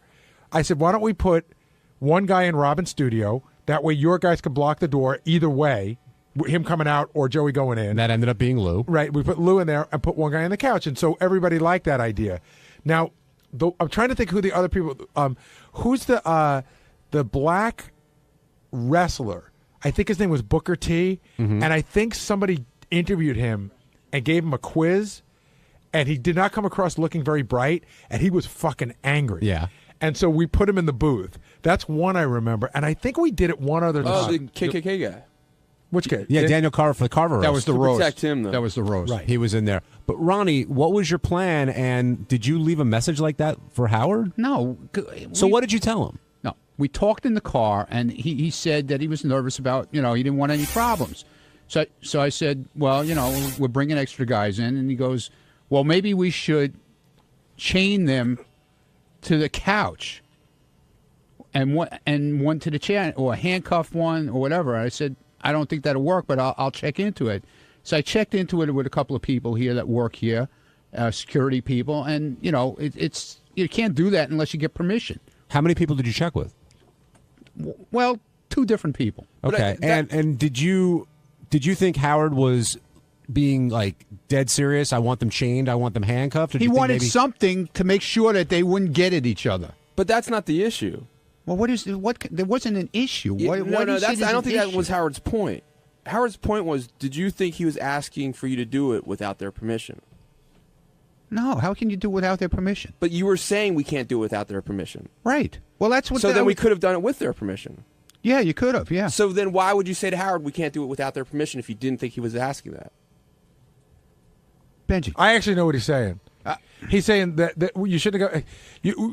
What Benji's saying is you should have called Howard back and said we can do this. I did say that. But we're going to have to get their permission, and they may not give it. I did say that. If we got them either written or them telling on camera, beforehand, like we do when we get the IDs from girls and stuff like that, that I give my permission to be handcuffed into a chair.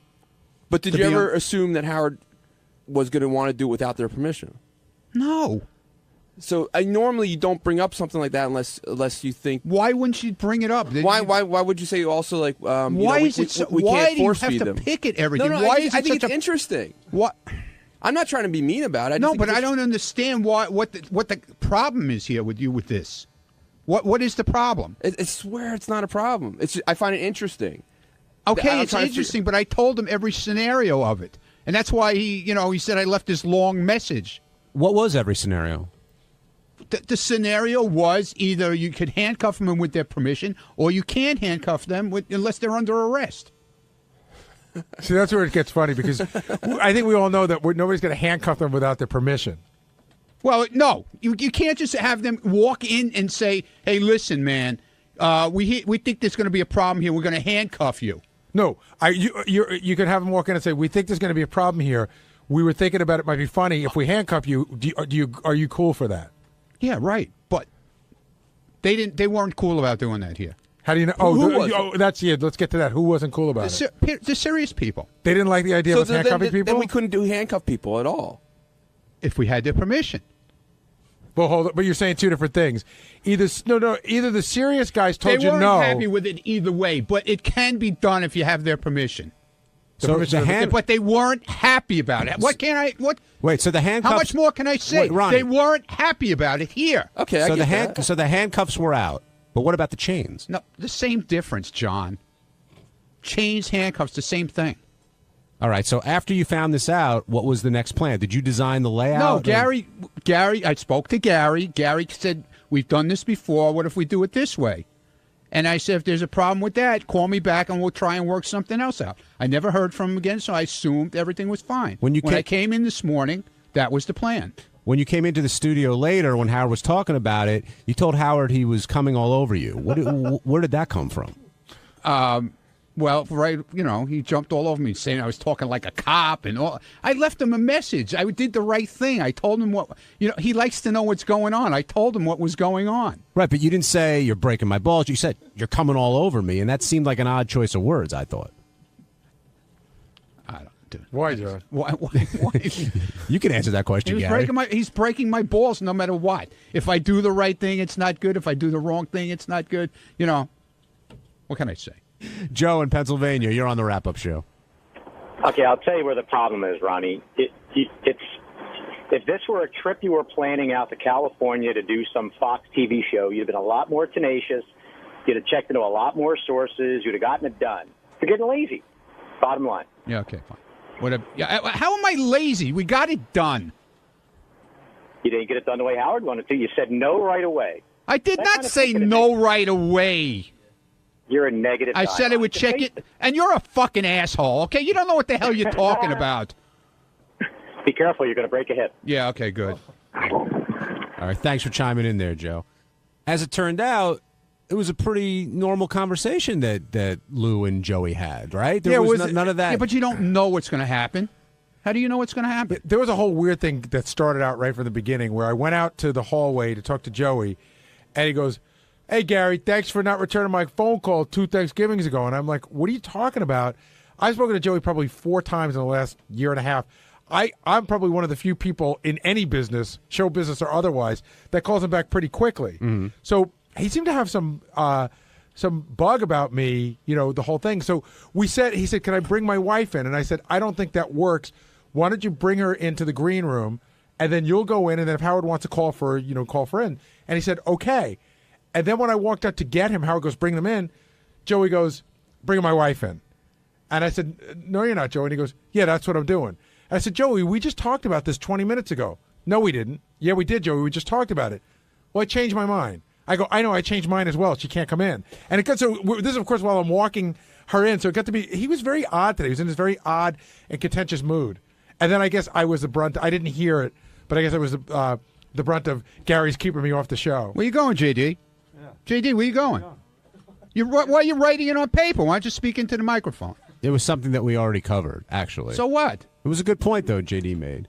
Well, look, I won't say, Ronnie. I won't say. Speak up, man. I won't say it was JD because I didn't have this conversation with him. But some people said that when you went and said you're coming all over me, you were trying to create another catchphrase. No, I wasn't. Oh God, it was very odd, Ronnie. Yeah, it was very odd. Yeah, okay, like your catchphrase yesterday. Well, my catchphrase yesterday. Yeah. Oh, pussy fog. Yeah. You don't hear me using pussy fog, do you? You don't hear me using coming all over me. Yeah, either, you did actually. I used it once today. That's it. Okay. That's right. That's all we need is one. All right. Don't come in and write it on paper. Speak into the microphone. I didn't want to bring something. That's why they call it the wrap-up show. You talk here. Hold on. I know you can't talk good. I hadn't been listening, and I didn't want to bring something up that had already been discussed already. I was having respect for the show. Unlike you, why? Just since when do you have respect for the show? I have respect for everything I'm involved in. Good. Why did you email a spoiler alert to Howard that had the spoiler in the title? That is amusing. I'd love to hear this explanation. There was a mention, Arquette mentioned Howard on Jimmy Kimmel, and I forwarded the message, and I assumed he had already seen Arquette had gotten kicked off. So I just put spoiler alert, Arquette was kicked off last night. But why would you assume it? Because you don't know that Arquette's kicked off till like 9:58, right? Yeah, well, I assumed he woke up early enough or tried to find out or something. Because most people would have been, spoiler alert, don't read this if you don't want to know who got kicked off Dancing with the Stars last night. He's going to see either way. He's going to see who mentioned him on No, but if you said what I just said, then he wouldn't do that.